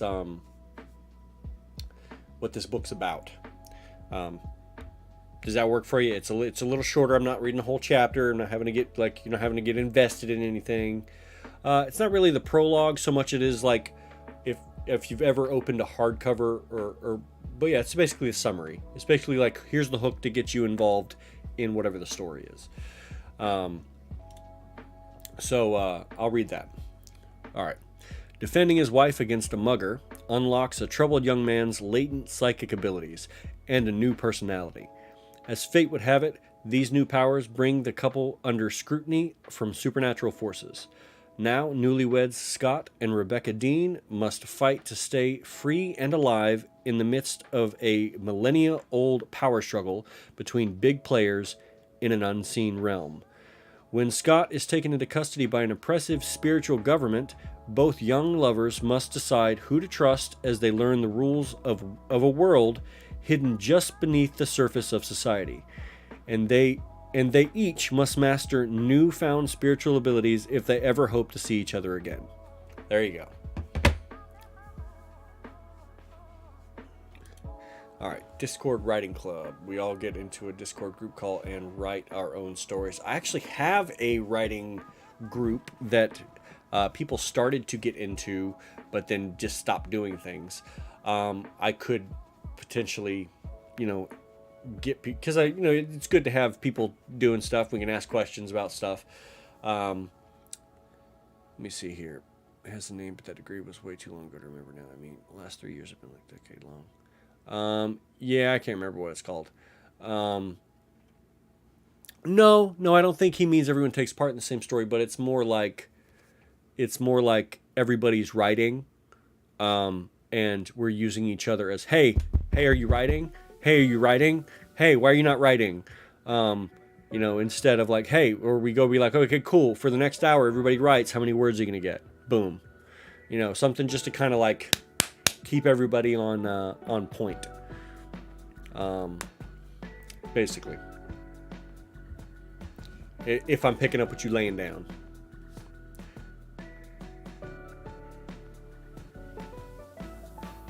Okay, gonna close that. Okay.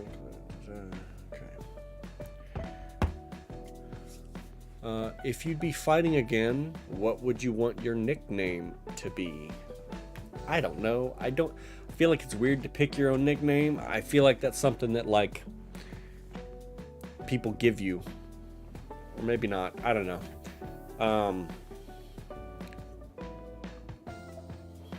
I didn't have a nickname when I fought before, so accountability kind of thing. My brain isn't. Yeah. So you have different ideas, and I mean that could be something cool, And it is, you don't have to be there all the time and be like, oh, like writing group meets here or when at this time, and then if you're there, cool. If you're not, then cool. Yeah, the anime trainer is my name on here, but I don't know if that's so much of like a solid like fight name if I was ever to get back into the combat stuff.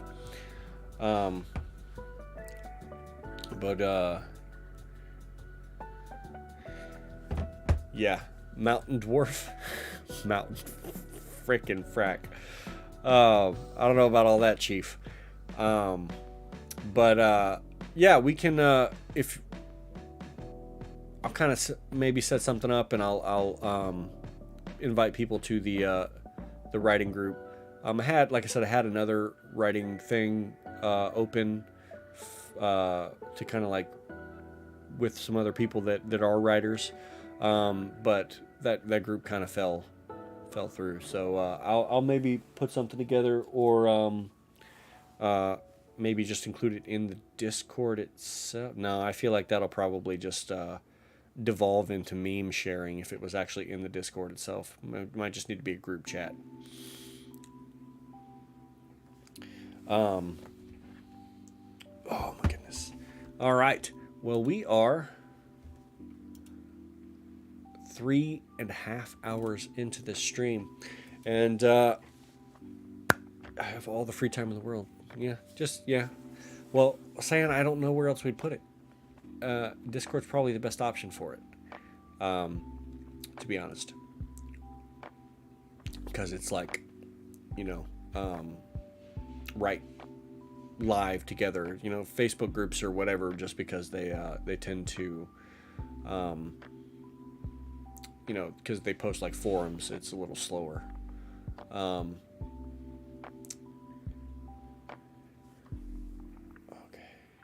Yeah, so I'll try to think about what we're doing there. You know, if we have 2 or 3 people in there, that's cool. You know, I think any more than about 4 or 5 is going to be a little too chaotic.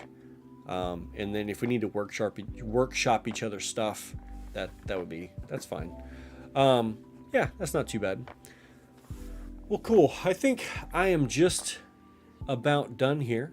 So thank you guys for coming and streaming with us today, or me. I say us because I'm so used to saying us from Content Creation Days with Duffy. But thank you for coming out and streaming with me today. I really do appreciate you hanging out with me and doing everything. Yeah. You guys are awesome. All right, well, I think we're going to wrap it up here. I'm the Anime Trainer. Thank you guys for coming out to the stream. And until next time, guys, good luck. Train hard.